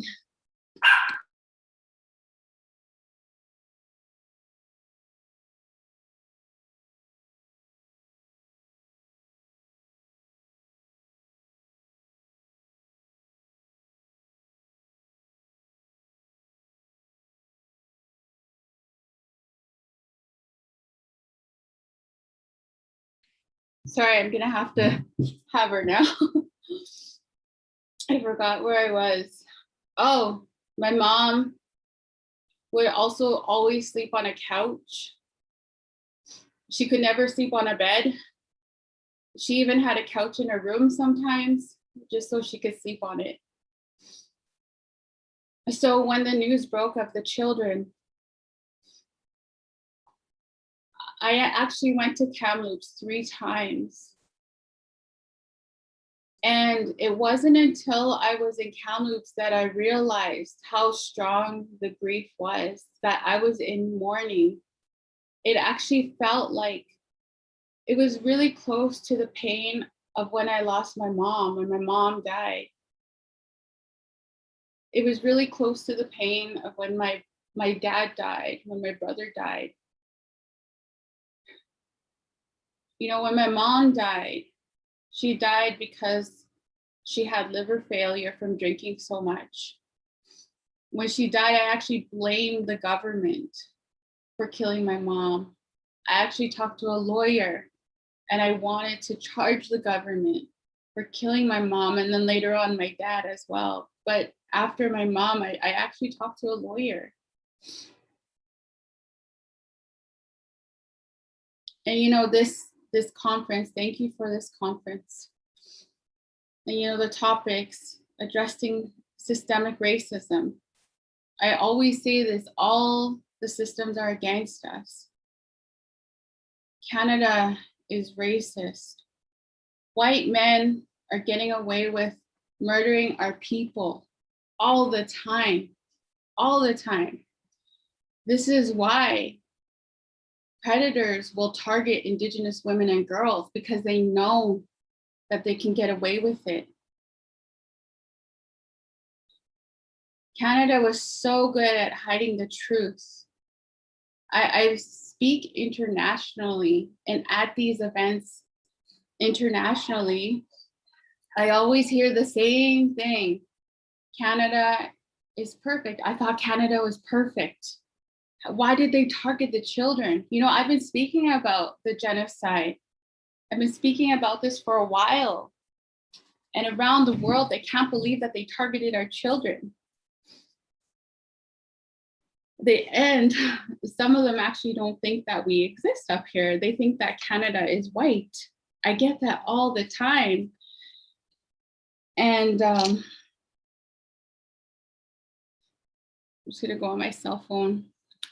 You know, there's a statement from the coalition, because we're talking about systemic racism, and I'm just gonna read it from my phone because I have it here. You know, we had this national inquiry, and that draft NAP came out recently. I'm sure you all heard about it. This draft NAP is a further failure by the federal government to provide concrete actions which are urgently required to resolve systemic violence, murder, and disappearance against Indigenous women, girls, and 2S LGBTQIA+ people. It is a disappointing display of the federal government using nice language and performative action to sidestep accountability. Notably absent is any clear plan for implementation, actions, or timelines, which are said to follow in a complementary document. No release date for such a document has been provided. Key issues identified within the draft NAP include no government accountability, no plan for implementation, lack of consultation with Indigenous women survivors, families, and Indigenous women organizations, failure to meaningfully, sorry, my dog again, implement Bill S3 pending June 3rd release, performative language, short-term priorities, lack of prevention.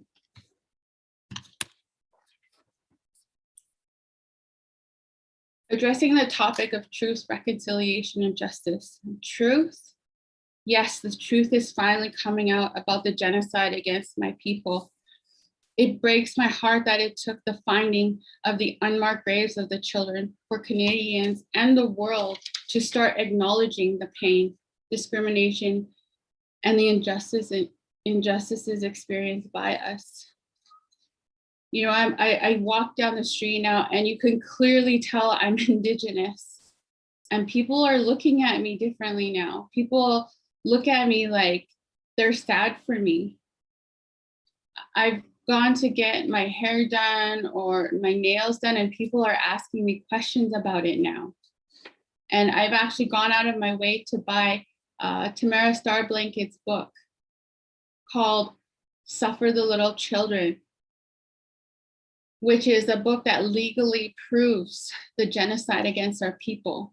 And I've given it to them at the nail salon. I give that book out like candy, actually. If somebody really is interested in learning about the genocide against our people, I will gift it to them.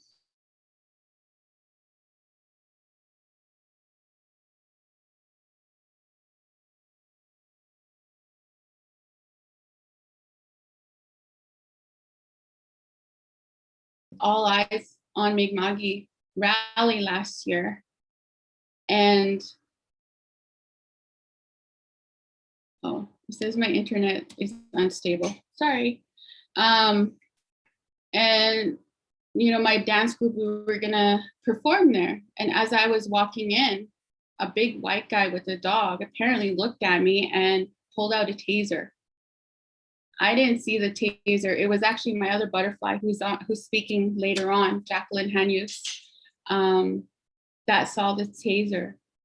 And it's just like, why, when you look at me, why would you think to pull out a taser? Like, you know, on IG, when I shared a picture of me with a quote about genocide that CBC took, of course, there's some denial on my picture.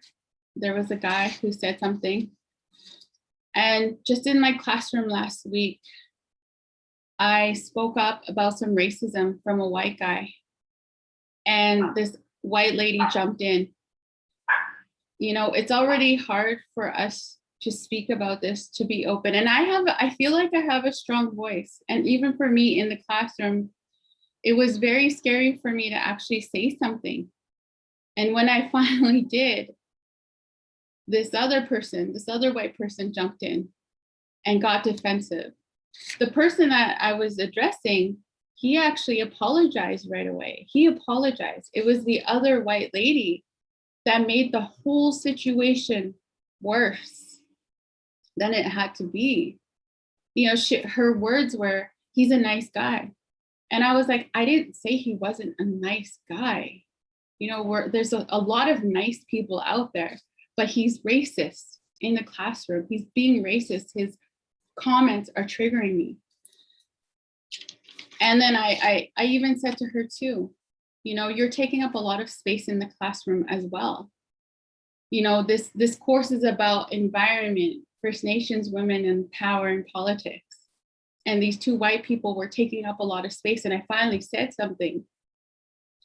You know, her and a lot of people across this country need to learn about what white fragility is, because that really bothered me.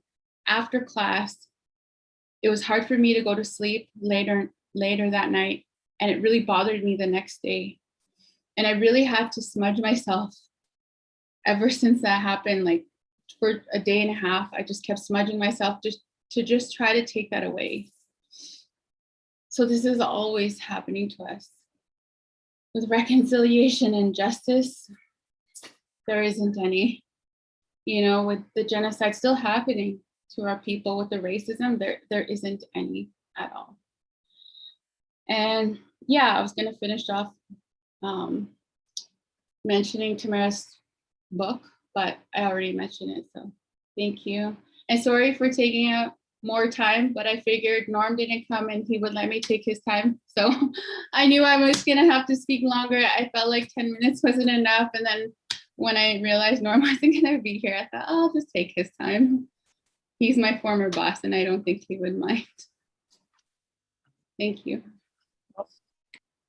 Thank you. Thank you so much, Lorelai. And you know, I think I speak for everyone when I say that our hearts are shaken by this. One thing you mentioned, Norm, one thing he said is that don't pity us because the 1% that survived the European genocide that was conducted by colonialists here, they're not the weakest, they're not the sickest, they're the strongest. They're the most resilient. They're the most who have the most to give. And I think that's how I hope to continue to see the Indigenous peoples here. You know, I'm personally an Egyptian Canadian, and my family in the Middle East, we did suffer colonization as well. And to see that, you know, there is hope. There is hope for a newer future where it doesn't have to be what it was for the last 300 years. You know, the population of Indigenous communities is growing. That's a sign for hope. If the population built from the most resilient, the strongest people with the most to offer is growing, then there is a future where what was taken unjustly can be taken back and to be made more beautiful. I will say that hospitality and welcome that Indigenous people have offered us has been, unbelievable given what happened to you and your family. And you said something very powerful. You asked if people can imagine what it's like. Can people actually feel what it's like to have your family members walk out and then never see them again? Like just never see them again, to have every woman you know in your personal life to have been either attacked, assaulted, abused, or as what happened to you, killed. I'm going to actually ask, just take a moment of silence, everyone. Just think about it. Can you imagine what it's like just to be someone whose life was so victimized by the system of colonization? So out of respect, I'm just going to ask everyone to take a moment of silence to think about that, to feel what it must be like, because this is our family. This is our human family that it's happening to today.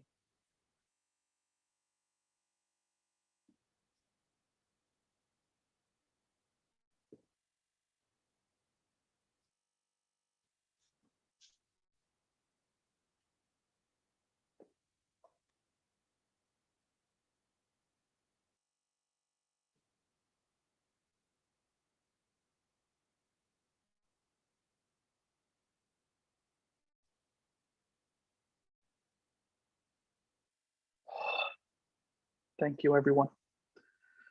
Thank you, Lorelai. Thank you for being here today and sharing your truth. I know it's very difficult, and I appreciate you doing so, and I see you smudging. So I will share something with everyone. Smudging ceremony is a purification, and correct me if I'm wrong, purification with smoke and eagle feathers and various, exactly what she's doing. But what is very interesting is that it's almost exactly the same as the wudu that Muslims do, except we use water. We wash our face, over our head, on our arms, over our body. I experienced it once at Langara College, and I was shocked by that similarity. So, I hope that this experience provides, a cathartic moment, and everyone here learns from what you're saying. Everyone here, I can definitely speak for myself and Tariq and Mufti Asim. We're committed and double committed and recommitted to our role as settlers and as allies to helping with this challenge that our brothers, sisters, and friends in the Indigenous community continue to face. I'm going to now invite Ron Rice, who will be our next speaker, to talk about some of the work he's doing to actually change this narrative at a systemic and at a personal level. So Ron is the executive director of the Victoria Native Friendship Center, and he's a member of the Cowichan tribes. He has the hereditary name of Ushik, and please correct me if I mispronounce that. I would like to pronounce it correctly. He has lived in Victoria on and off for 25 years, and he's worked all over the world, including in Japan, Korea, China, and Hawaii. And it taught him to consider his and cherish his own heritage, his own culture, with a new way of looking at the world because of the international experience. Previously, he worked with the BC Association of Indigenous Friendship Centers, and he has always been a strong supporter of arts, which is, I think, one of the most powerful ways to share our culture and our worldviews. He's responsible for guiding the VNFC's 50 years of programs and services, 50 plus programs and services, over 100 staff, working on things such as healthcare, education, children, youth, employment, family services, affordable housing, food security, and cultural programs. So really kind of the bedrock of a community. Ron, we greatly appreciate you being here today. It's all yours, sir. Hi, Tsepka. Thank you all very much. My hereditary name is Wushk. I've been here on and off actually for almost 35 years now at this point. One of the benefits going so late in the agenda is I can spend quite a bit of my time agreeing with so much of what has been said already. And to listen to Lorelai talk about not only the work that she does and what she does with the energy she has for this life in this world, but the deep respect that she has for her family and and for those around her and for the other women and the other children. It's inspiring, it's encouraging, and to know that she takes time to care for her own spirit in all of it. It's a beautiful reminder. You know, since the discovery in Kamloops, I've spent a lot of time preparing my staff and sort of bracing ourselves for what the community was going to feel and what the community was going to experience. And through it all, you know, the thing that we saw most was our people were turning to culture, and our people were turning to ceremony, and our people were turning to each other. People were saying things out loud about how they felt. People were turning to their elders to ask them questions that they'd never asked them before. So everything we were preparing ourselves for was overshadowed by all of this beautiful resilience within our culture. I found myself consoling non-Indigenous people more because this is a new trauma for them. As Canadians, this is something that now we all collectively experience. And now that it is, the truth is revealed, I think a lot of our people are feeling vindicated. A lot of these stories were already told about these graveyards. I was speaking with Rai Moran, who's now at the University of Victoria. He was with the National Center for Truth and Reconciliation, and he said there are story after story about men who say as boys they were woken up in the middle of the night to dig holes, and that's it. And nobody said what were the holes for, or how big were the holes, or where were the holes. Just left it, said it there. You've said your truth. Next. So it is challenging when you think about imagining them taking your child. My granddaughter, my sister's granddaughter, is just turned 5 years old, and you know there are all of these things where people say I can't imagine, but imagine being a residential school survivor and them coming to take your 5-year-old, and you know what's going to happen to that 5-year-old for the next 10 years of her life. Imagine then consoling your adult daughter as they come to take your grandchild, and the two of you know what's going to happen to that child for the next 10 or 15 years of her life. It is devastating to think about the system of work camps or slave camps. I think we have to get away from referring to them as schools. There was nothing educational about them. It is very difficult at this time to be going through this as a country, trying to sort of do our work and console the world. And it is something that we have sort of just assumed is sort of part of our role. We're in relationship. And so it is my responsibility to share the burden of some of your trauma. And now this is some of your trauma. So it is hard, but it's something that we're facing now together. You know, there's so many challenges with what's happening right now, and with the way that the country has unfolded, and with the truth as it's coming to light. Normally, I would spend today celebrating as a community. We would gather together, we would sing, we would eat, we would dance. And I've always been very deliberate not to bring politics into the celebration, to bring any pain or suffering. But you know, this year it felt like it was necessary to address things very squarely, very frankly, and very head-on. So when Islam Unraveled reached out, I paused for a brief moment and decided that yes, I would speak on these matters in this context, on this day that we normally celebrate ourselves and our culture and our resilience. And you know, I think the other challenge that is coming is all of the cries to cancel Canada Day. And the challenges that brings is that creates a divide, a bigger divide between the people who don't understand or don't know or are not educated or informed about what's happened or why these calls are happening. So I've been very deliberate to stay out of the debate here in Victoria, at least, to say that's not my decision. That's your day of celebration.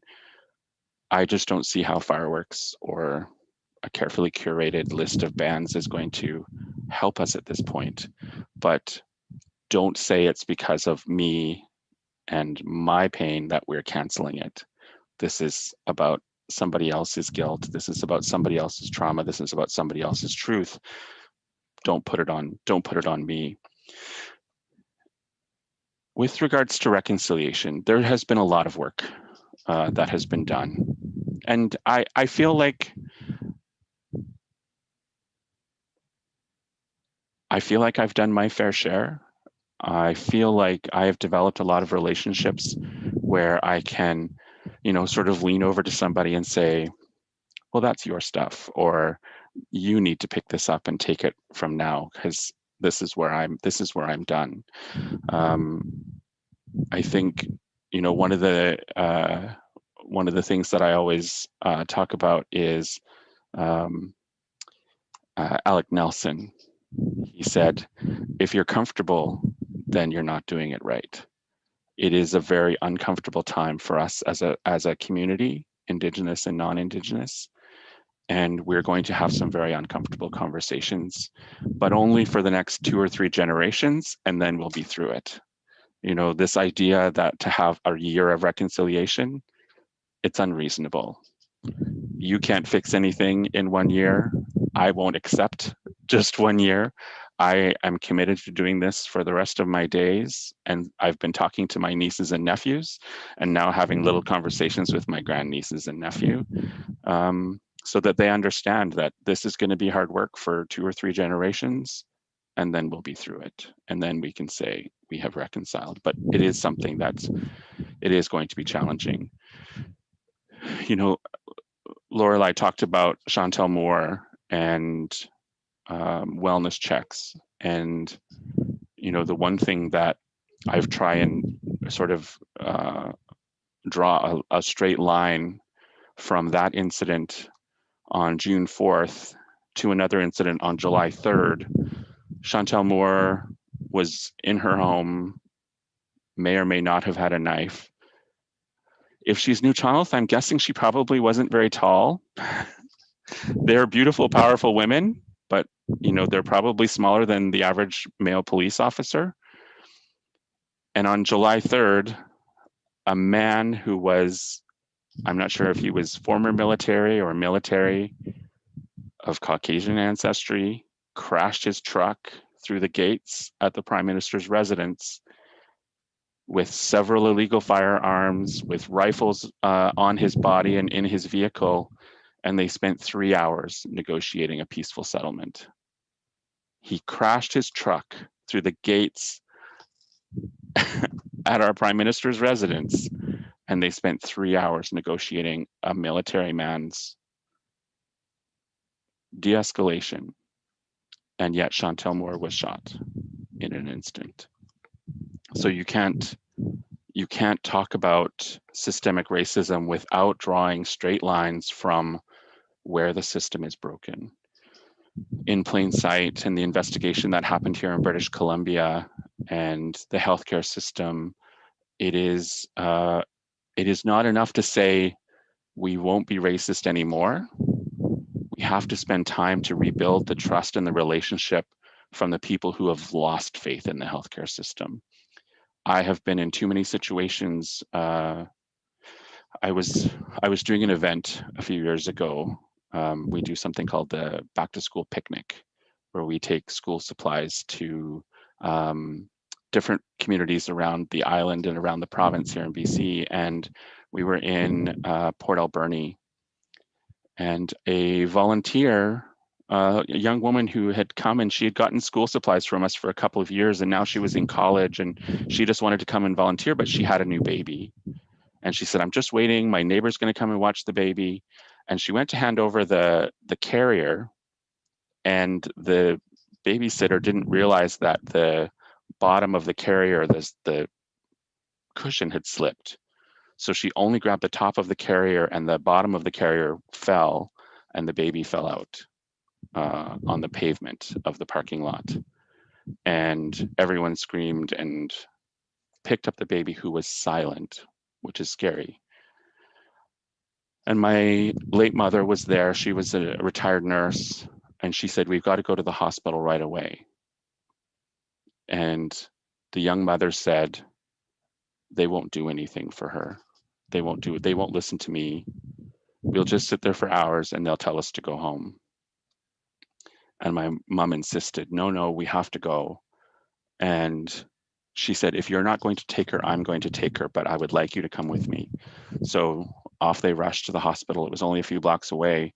And sure enough, my mom, because she's a nurse, she speaks hospital room, emergency room, explained what happened, and they took her right in, and they saw her right away and took great care of her. And the woman said, I've never had that kind of treatment at the hospital before.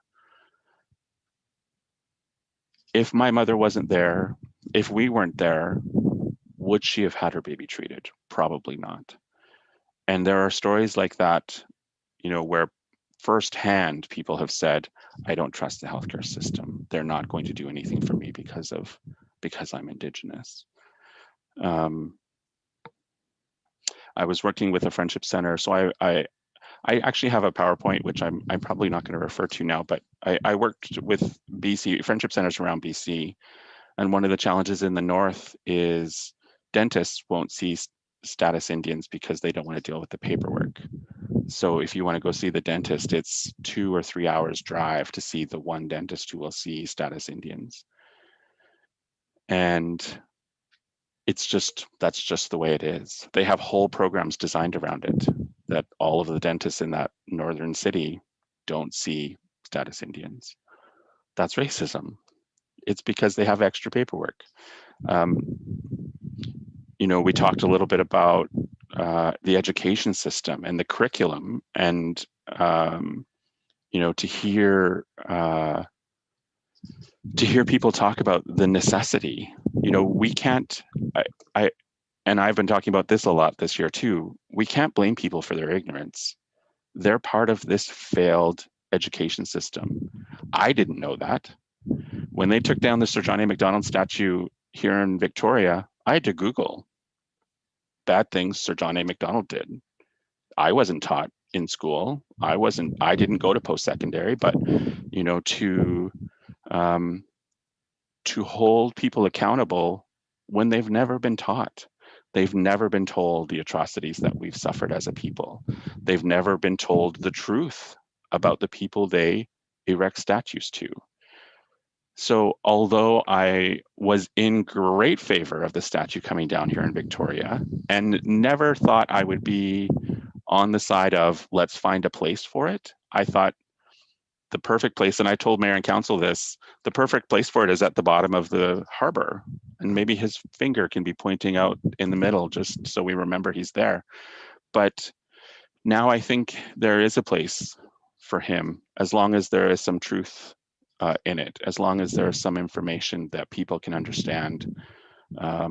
This was once a very powerful man who did some very bad things and made some very bad decisions, and set up some policies that are still rippling through our community today. The looking at things like the correction system and policing and healthcare and MCFD, even place names, fighting over place names. We're having, I feel like we're having some good responses to some of the names that are the places that are being reclaimed.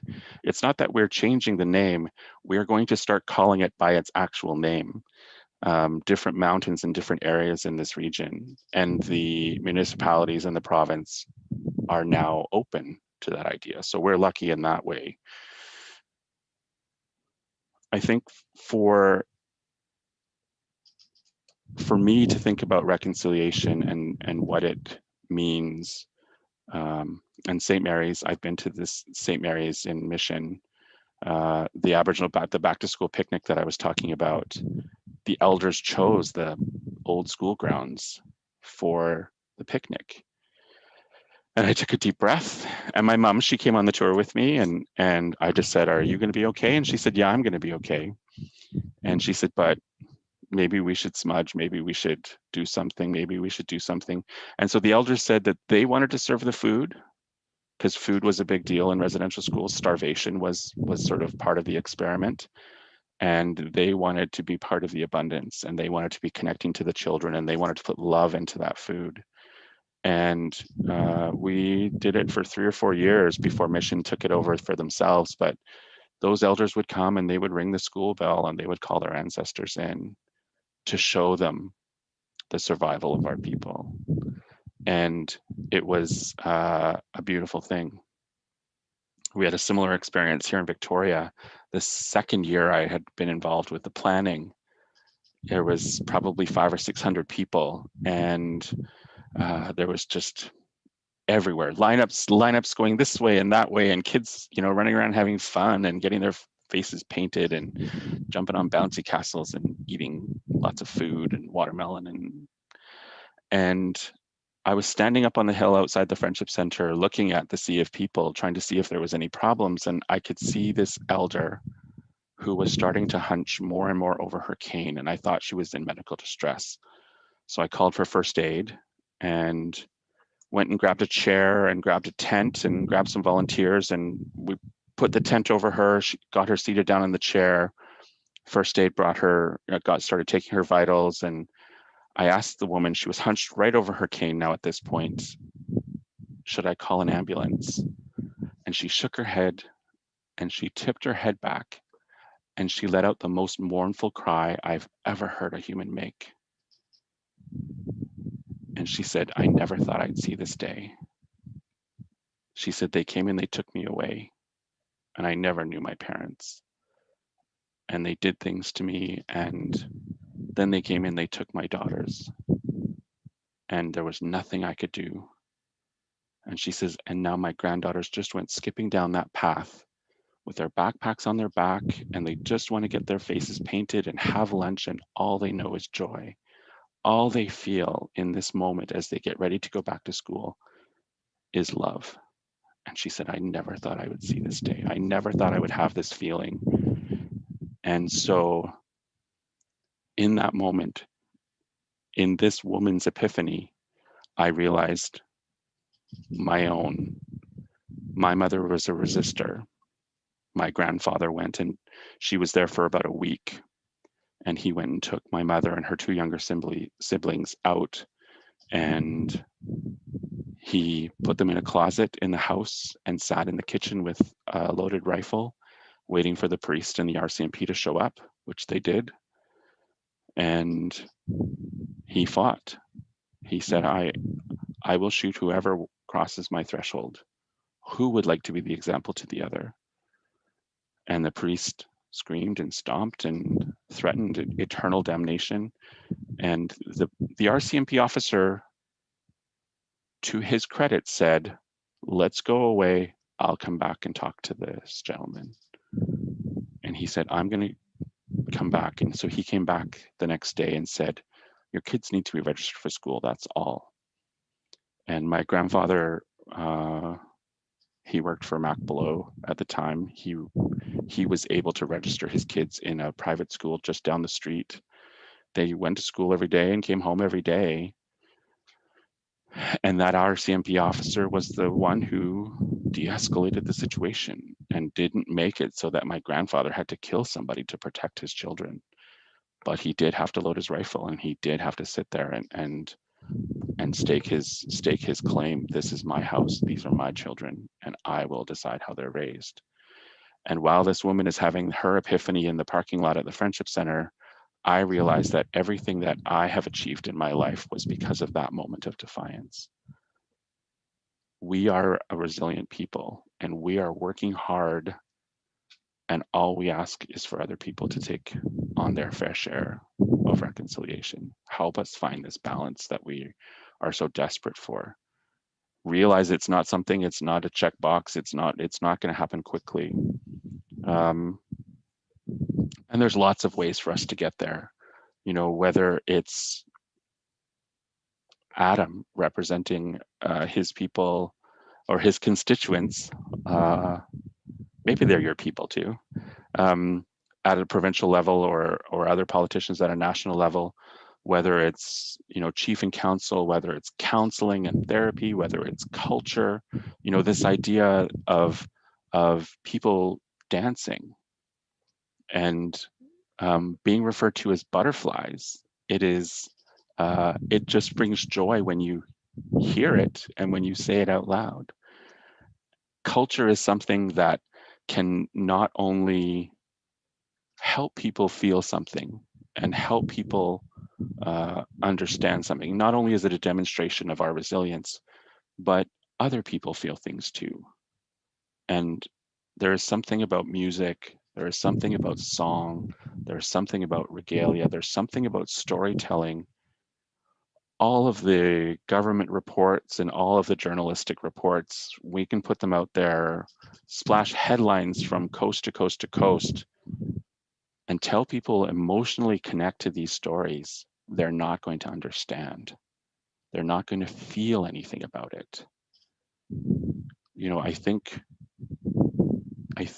this idea of not being emotionally connected to these stories is wrong. I think there are people that are afraid to take that wall down. And I think if we can get more people to sort of feel those things, then I think it will be a great breakthrough for us as a country. There are lots of other challenges with policies and things like that. I mean, if you think about oral tradition and you think about Indigenous language, if this country had spent half as what it spent on French, on Indigenous language, I would speak my language today. I think there are about 35 people who speak my dialect now. Cowichan Tribes is the largest nation in British Columbia with 4,900 members, and I think there are 35 fluent speakers left. And the youngest is in her 60s. So what happens when those 35 people are gone? If this country spent half as much as they spent on French. So recently we received $50 million a year. That is a third of what they spend on French in the province of British Columbia. It's staggering to think about. I think for the Victoria Native Friendship Center, we've been doing this for 53 years in August. We have started out with one employee who helped people get apartments, find apartment buildings that would rent to Indians. That was a problem back in the day. And then that turned into finding people who would employ us. Finding jobs was like fish in a barrel back in the day. We just needed an introduction. Today we have 135 employees. We've got 54 contracts. You know, this idea that the government is giving us things. The proposal process to get those contracts is onerous. The contract negotiations to get those contracts is onerous. The reporting process to report out on the things that you said you were going to do and the things you negotiated is onerous. And then the audits that you have to go through afterwards to make sure that everybody did what they said they were going to do for the amount they said they were going to do it.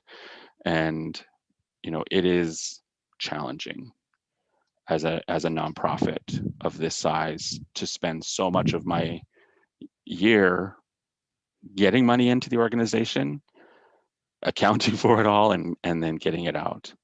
I spend very little time with my staff and with my people. I spend most of my time working with governments, working with funders. It is a challenge, but a burden that I've accepted and work very hard at. I'll never forget the frustration of, so if anybody's ever been to the Victoria Native Friendship Center here, we have 3 totem poles representing each of the island nations here on Vancouver Island, and worked very hard to get those. They were tied to an employment program. And we were trying to come up with some sort of solution to get more people into the program. They were running half empty. The people who signed up, only half of them would finish. And so that would mean 2 or 3 people would have jobs at the end of it or be in post-secondary. And we decided to try something big. And so we said, if you come to training on Monday, Tuesday, and Wednesday, you can carve on the totem pole on Thursday and Friday. Suddenly the program was full. 95% of the people who started finished, and 100% of the people who finished had a full-time job or were registered into full-time post-secondary at the end. And the government was ecstatic. These were amazing statistics. So let's do it again. So we did it again. And we carved another totem pole, and 96 more people got, jobs, went through this program. And then when it came time to do it a third time, our contract manager changed. And they said, we've heard great things about this program, and we've heard you've had some amazing results. It's time to start it over again. So we submitted the proposal, and she said, this looks great. We'll do everything except the totem pole, because we don't do public art. So you either have to take out the totem pole or withdraw the proposal. And we said, well, the totem pole is the reason it's successful. And we explained the whole thing, and we showed lots of pictures, and no. So we should have asked them for a no. We should have said no, respond to the proposal, but no, we withdrew it, and we found some private money, and we were able to do it. But the challenge that we face as Indigenous nonprofits is that we are always fighting with the government, who wants us to be innovative, who wants us to be creative, but gets in the way when they start to say things like that. It is a big challenge. I spent most of the day being interviewed today by people excited about a gesture of reconciliation that's happened to us. There's a woman, her name is Marianne Cumming, and she has donated 2 houses to the Victoria Native Friendship Center. One is in 1.4 acres up in Cowichan Station, about 30 minutes north of us. 1.4 acres, and the other one is in Oak Bay. And it's not even the first time she's done this. She did it 30 years ago on the East Coast. Her and her husband, Bruce, donated 288 acres and their families' homes to the local nation. Long before reconciliation was even a concept or an idea, her and her husband said, when we go, the land should be given back to Indigenous people. So I have hope. I have confidence. I'll do this for another 25 years and train a bunch more people to do it behind me. I believe there are open hearts out there, and there are open minds, and we just have to find them. We just have to connect with them that way. We have to share the load. We can't take it all ourselves. We have to find some peace for ourselves as well as for our people, so that we can run this marathon and finish it. And I'll leave it there. Thank you, Ron. It is just listening to your experiences and the work that you've done. Amazing work to heal and to really build a future, which would benefit everyone. We truly believe that if we can call it the original sin of Canada, right? To help to heal that challenge is what will give us the promise of the country that we all would like to live in and we all would like to see.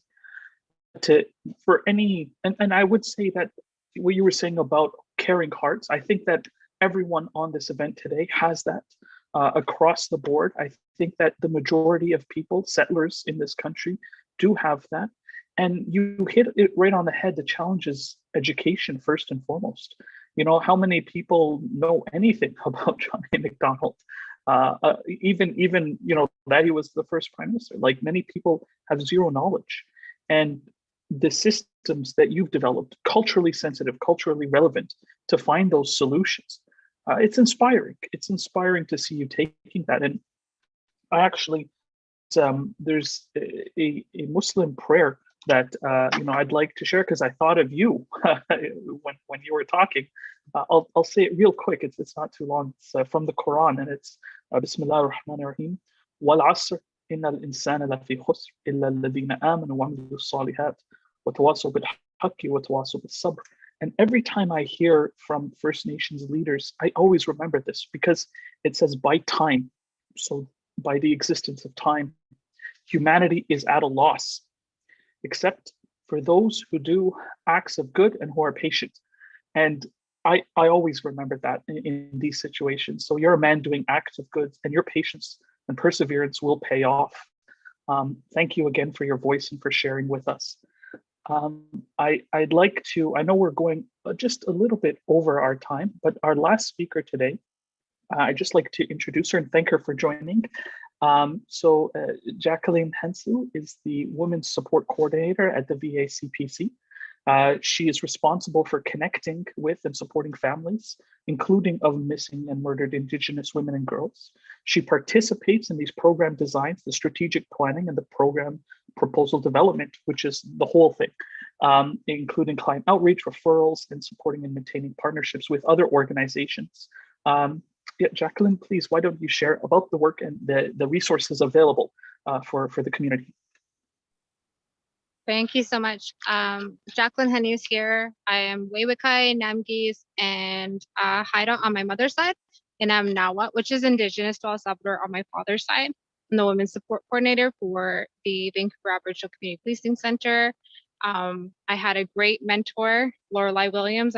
As you guys have all met before, I'm also a member of Butterflies in Spirit with Lorelei Williams.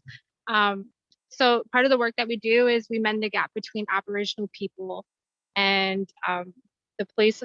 And as you can imagine, it's very difficult, especially during times like this. And around the same time last year, I think you guys mentioned Chantal Moore, situations like that, and trying to be the third person, the middle person, kind of navigating through that. I also help women and families who have missing loved ones. We've located, so out of the 16 people that have been reported missing to our office, 3 have been located deceased. 1 is still considered missing, and the other ones we located, and with the help with Lorelei Williams, actually. Like I said, she was a great mentor to me. She taught me everything I know in this position. Some of the other things I support women with is doing police reports. We also support women with MCFD, with the school board. I've gone to meetings with women who are having difficulties. I believe, sorry, excuse me. I believe just the speaker before me, I believe it was Ron. He was mentioning some of the difficulties that Indigenous people face within the school system. That's very true.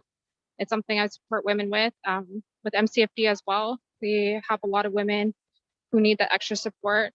I have a background in court as well, working as a legal advocate. So I've supported women in family court and in criminal court. I'm trying to be really quick here. I apologize. I'm actually doing a delivery for a family member who has COVID. So I have the dinner in the back, so I'm trying to be quick. So I do apologize about that. But if you have any other questions or supports that you need, I have a lot of networks and resources for you. Our number is 604-678-3790. Is there anything else you want me to talk about?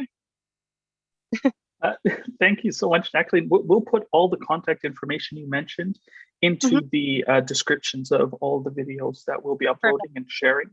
And, I really appreciate you coming and joining with us today to share this. I know, sometimes life gets in the way, but you took your time to come and share your experience, your resources with our community as well as your community. And we thank you for that. We thank you very much. Thank you for having me. Appreciate it. Thank you so much, Jacqueline. So friends, I know we went over a little bit, but such an important topic, something that touched all our hearts was to hear the reality of what our community, our family here, human family, is experiencing, which, as Ron said, it's hidden. It's a hidden history and a hidden current reality. And that's something that we hope to change. Again, I want to thank everyone, but before we close, I'm just gonna invite my friend and colleague, Tariq Tayyab, to maybe say a few final words. He's a co-founder of Islam Unraveled and Foundation for Path Forward, as well as the Muslim Food Bank and Community Services, where we do provide a lot of support for Indigenous communities through the Muslim Care Center program on the downtown east side. Tariq, would you like to share some words, please? All I want to say is I'm humbled to be part of this auspicious group and very grateful to be with you and to work with you in solidarity for the future. So the honor is ours, the honor is mine. Thank you very much for being with us. Thank you, Tariq. And that concludes our event tonight, everyone. I pray for your health and well-being. I pray for your success in your dreams and aspirations. Thank you to John Horgan, Premier BC, Jagmeet Singh, who both sent in such caring messages. Thank you, Bardesh, the Honorable Bardesh Chakra, Minister of Diversity and Inclusion and Youth, who not only took her time to speak with us today, but stayed for the entire event. We greatly appreciate that. Thank you very much, Honorable Jonathan Wilkinson, for your words and sharing your view for the future of Canada and Canadians. Adam Olson, always a pleasure, sir. You're a good-hearted man, and we always love to hear from you and your perspective and that of the BC Green Party as well. Kasari Govinder, BC's Independent Human Rights Commissioner, thank you for your time and sharing your voice with us today. He wasn't here with us, but he was here in spirit. I'd like to give a special thanks to Norm Leach, who's the Executive Director of VACPC, for co-organizing this event with us and all the time and energy that he put in to help bring the speakers together. I'd also like to say Jazakallah to Mufti Asim Rashid from Islam Unraveled for his wisdom and perspective. Amy Go, thank you so much for your allyship and being here today to stand in solidarity with our brothers, sisters, and friends in the Indigenous community. The Chinese Canadian National Council for Social Justice is one of the most amazing organizations that we've had the privilege to work with. Thank you for being here.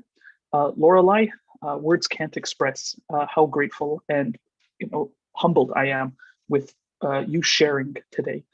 It is something that it's almost a catch-22 to have the need to hear this, but then also have to ask you to re-experience that trauma. And, again, if I said anything that was triggering, I do apologize, but I really am grateful for you sharing your voice with us. And I hope that everyone can learn and grow from what she shared. So thank you so much, Lorelei Williams, and God bless you. Ron Rice, Wushk, Executive Director from the Victoria Native Friendship Center. Thank you for being here and sharing the perspective for what a better Canada could look like and the ways that we can get there together.